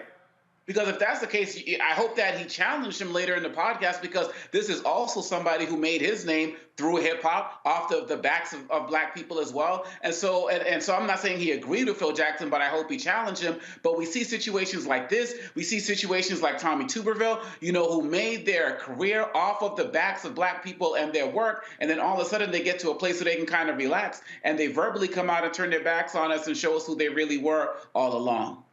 Julian? Dr. Maya always says, when people show you who they are, believe them.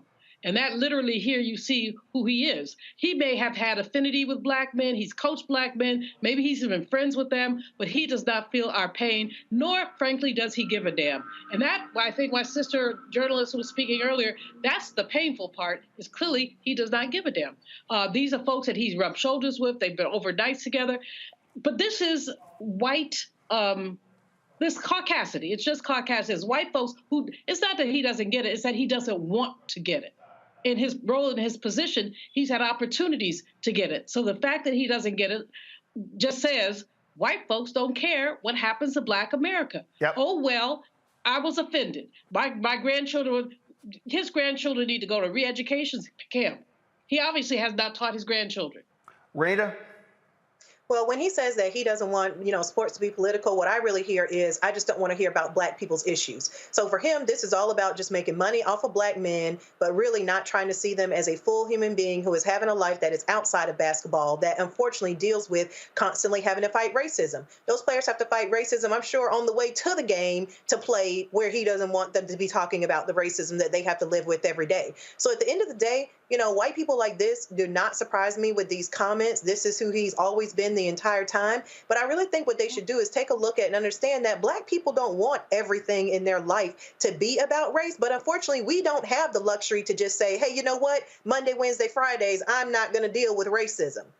That's what this is really about, is that they actually think that we want there's nothing in this country, nothing in our lives that is not touched by racism. And so that is what people like Phil Jackson do not understand. And that's why you see comments like this. About 30 seconds left. Kelsey, final comment. To what we're talking about, LeBron James, one of the greatest players to play the game, he had a racial slur graffitied on his home. Race matters in America. Race matters in sports, and you can't separate the two. And I think what Phil Jackson said, let's not think that Phil Jackson is the only one that thinks this way. There's many other coaches, there's many other GMs and other folks, presidents of basketball, not just basketball, and then the NBA and the NFL and so much more that feel this way. But I think that's why we have to call people out on this, because again, they're more than just athletes. They won't just shut up and dribble. And once again, it was said, but Maya Angelou, let's remember her. When people show you who they are, believe them the first time. And I don't need to see any more or hear any more from Phil Jackson, Roland, to know exactly who he is. All right. Kelsey Nicole Nelson, we appreciate it. Thanks a lot. Great one. Bye. All right, folks, got to go to the break. We come back. We'll talk about Standard Tegna, their deal trying to buy, Standard General's deal trying to buy Tegna, facing tough headwinds at the FCC. I went to the meeting on Thursday to ask some questions. Protesters were also there. We'll show you what took place again on Thursday at the Federal Communications Commission monthly meeting. You're watching Roland Martin Unfiltered right here on the Black Star Network.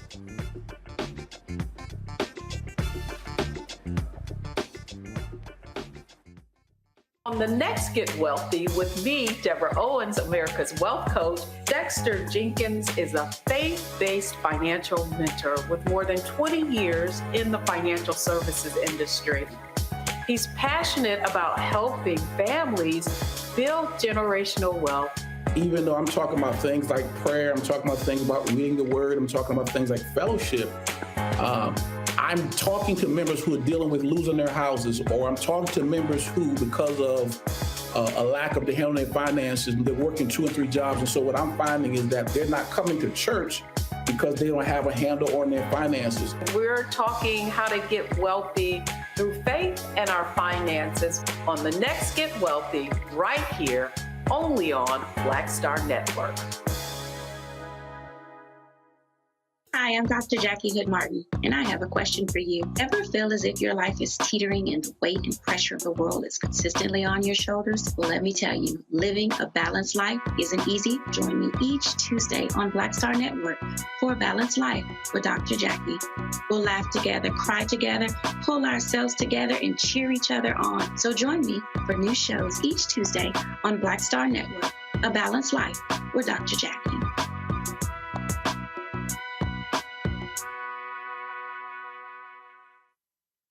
Hey, I'm Cupid, the maker of the Cupid Shuffle and the Wham Dance. What's going on? This is Tobias Trevelyan. And if you're ready, you are listening to and you are watching Roland Martin Unfiltered.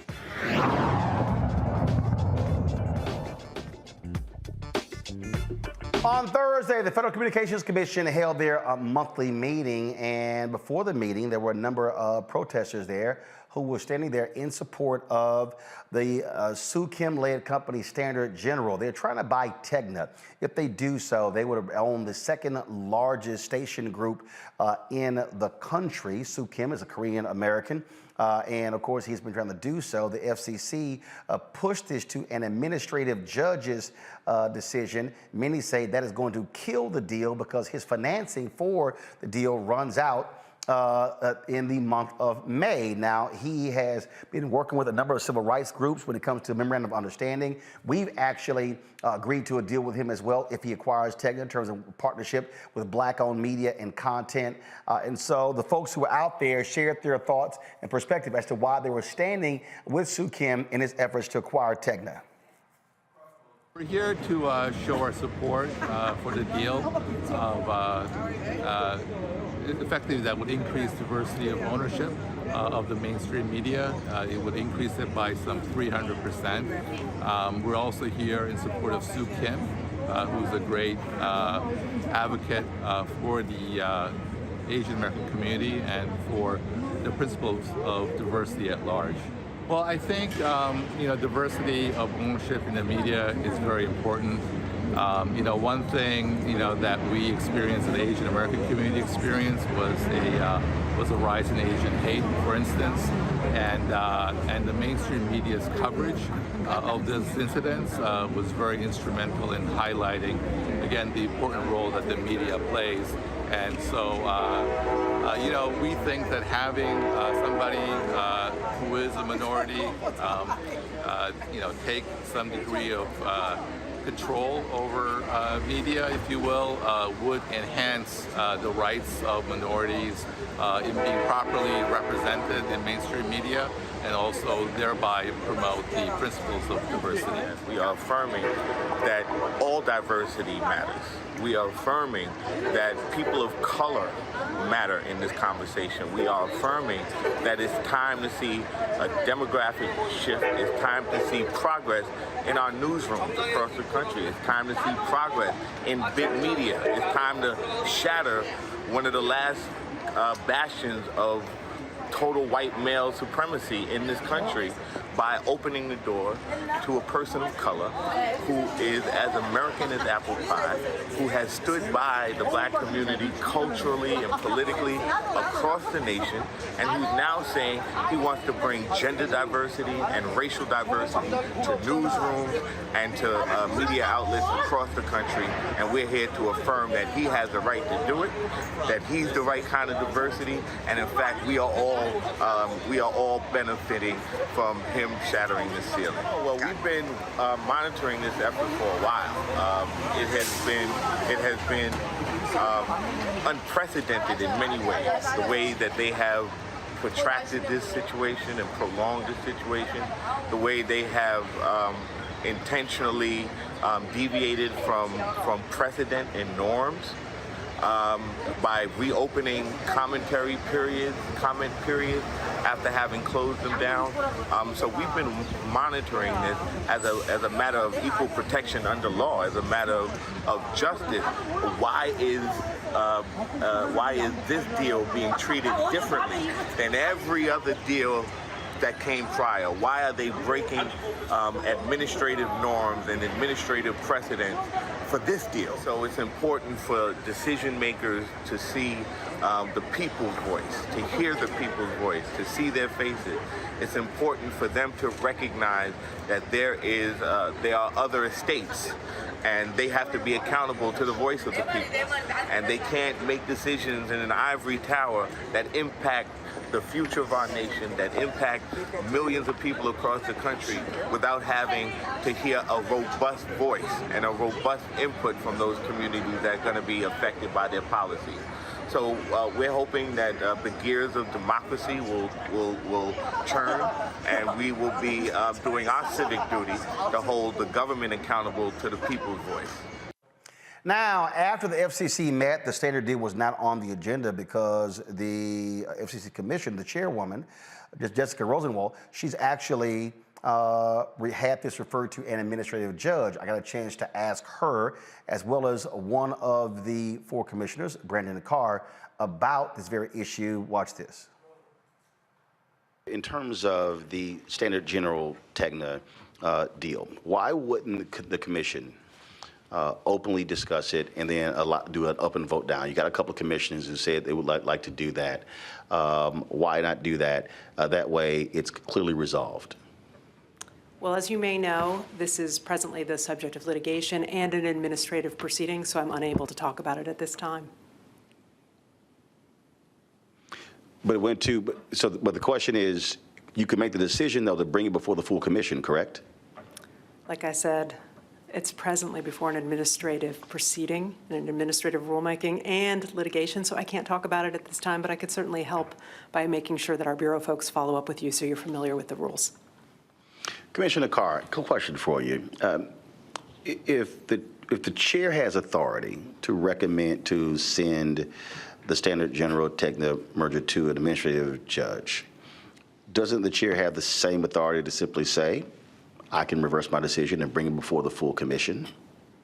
That's my understanding, is that a chair would have the ability to bring a vote. And my position has been sort of crystal clear from not just day one, but from minute one when we learned that the Bureau was issuing a hearing designation order on this. I put out a public statement saying that I believed that these applicants deserved an up or down vote from the commission. It was a nearly year-long review process, longer than our 180-day shot clock that we attempt to meet with these things.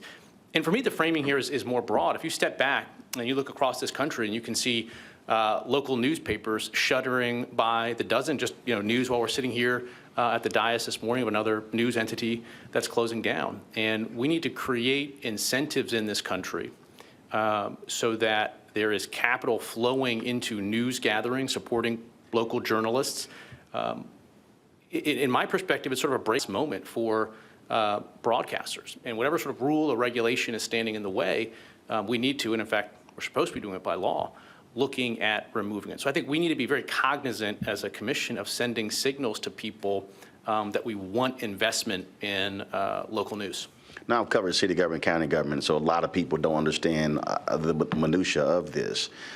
So if 2 or 3 commissioners want something placed on the agenda, how does that work? Or is it completely the authority of the chair to determine what comes before the commission? Yeah, the prerogative of the chair is to decide what the commissioners vote on. That is one of the powers of sort of the CEO roles of the chair. And so even if you have votes of more than 1 or 2 or even 3 commissioners that want a particular outcome, it ultimately putting the particulars of this proceeding to decide, as a general matter, it's up to the chair to decide the agenda and put items before us to vote or to take items away. And have you asked the chair to bring this before the commission? My statement on this has been limited to my public statement, which was that my position is that I believe that after this lengthy review that we should give a commission level up or down vote on this one.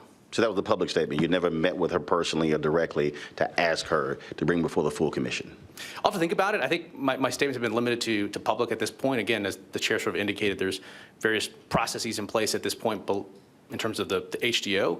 But I've made my point clear in a statement, and I think I've had that views be conveyed to my colleagues as well.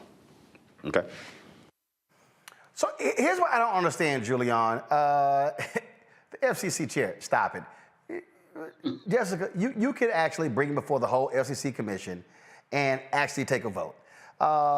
And again, you got 2 commissioners who say, hey, let's have the whole full commission vote. That's why you're there.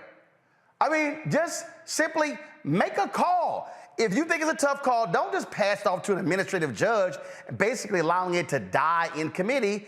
Lead. Leaders are lead. So whether you agree with it or not, vote up or down. Roland, I couldn't agree with you more. I mean, this is clearly a case of an anti-Asian bias here. They made a case that you got a deal, other people have deals, to diversify the media, simply to diversify the media. And people are afraid of that. I think your questions to the commissioner were right on point, and he, of course, avoided answering the question. She. The chair of, I mean, she was funny. I mean, she's very good at smiling, but I don't know what the content of her work is. But what we really need to look at is what this means in the long run in terms of how committed people are to diversity. And, I have a lecturer coming this week to campus to talk about anti-Asian bias. It exists, it's real, and it's connected to anti-Blackness and other racist positions that people take. Renita, look, you were in the Georgia State House, and this ain't hard. You're the chair of a commission. It's supposed to have 5 members. 1 hasn't been confirmed, so you got 4. Hey, bring it before the committee, have folks present for and against, vote up or down, move on. Right. And what you're probably seeing here, when you see a lack of transparency from government, whether it be elected officials or people within an agency like the FCC, is that when people are trying to hide transparency from the public and not want to have votes and run away from things like this, it's usually because they don't want the public to know their real feelings on a particular issue, because they know that people are going to have a problem. And so maybe there is anti-Asian bias that is, at play here. But what I also think is just so interesting about the whole situation is that in this deal, you've got, folks making the case that in order for media to truly be diverse and really reflect a broader share of the country, you've got to have more Asian representation. And then you have Ted Cruz, who wrote a letter to the FCC saying that he thinks the only reason the deal fell through is because the owner is Asian and he's Korean, and that's the reason why his deal was killed. But at the same time, you've got conservatives not even working, but excelling at using groups of Asian people to knock down affirmative action in colleges and universities, to knock down pretty much affirmative action anywhere it exists, and to push back on that diversity is even important. So I just think that this whole thing is just really, really interesting. And the Asian community is a very tight-knit community. They have got to get together on where they stand on whether or not you want to support diversity efforts or not. Because just like you said, anti-Blackness and anti-Asian hate, all that stuff is connected. And so they cannot be on both sides of the issue.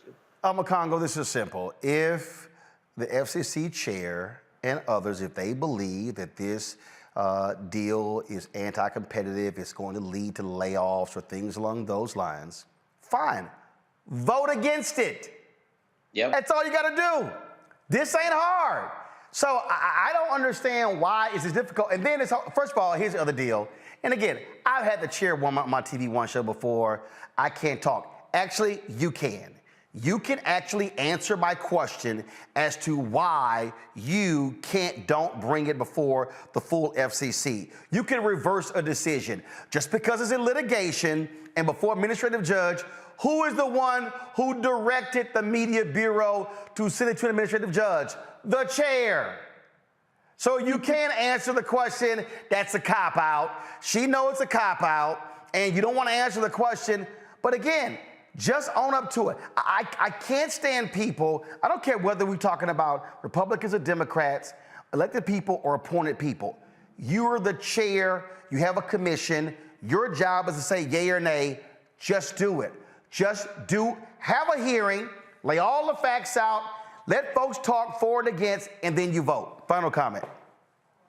They don't want the smoke, Roland. That's why they didn't have to vote. That's period, bottom line. And the fact that you're out there speaking on this, you talk so much about the importance of Black-owned media, but you've also talked your entire career about the importance of having diverse representation, period. And when we see what companies are doing, like the Sinclair Broadcasting Group, and making local stations have to read the same statements in support of their conservative agenda, it is important now more than ever that we get out there and fight for diversity of opinions. And it's very important that the Black community and the Asian AAPI community get together on this along with other groups, because if we don't do that, we'll continually let them control the narrative. And like Renita said, we all got to get on the same side if we're serious about having this diverse representation. We got to have all hands on deck. All right, y'all, final story today. I'm running this tight on time, but I had to get to this here.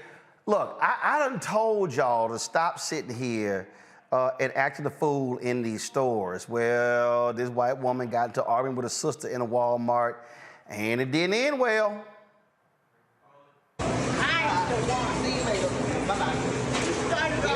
Why was Amakongo's font?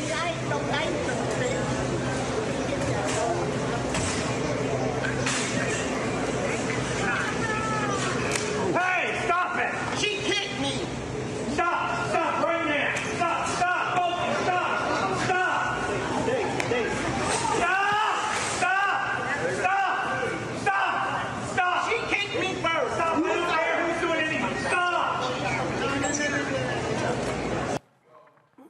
Lord, I keep telling these people, Julian, I mean, look, if you open your mouth to talk smack, these better work.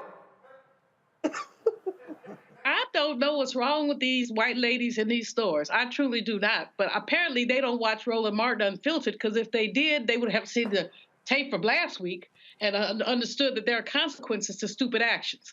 Like I said, I just don't know what is wrong with these people, and their caucasity is overwhelming.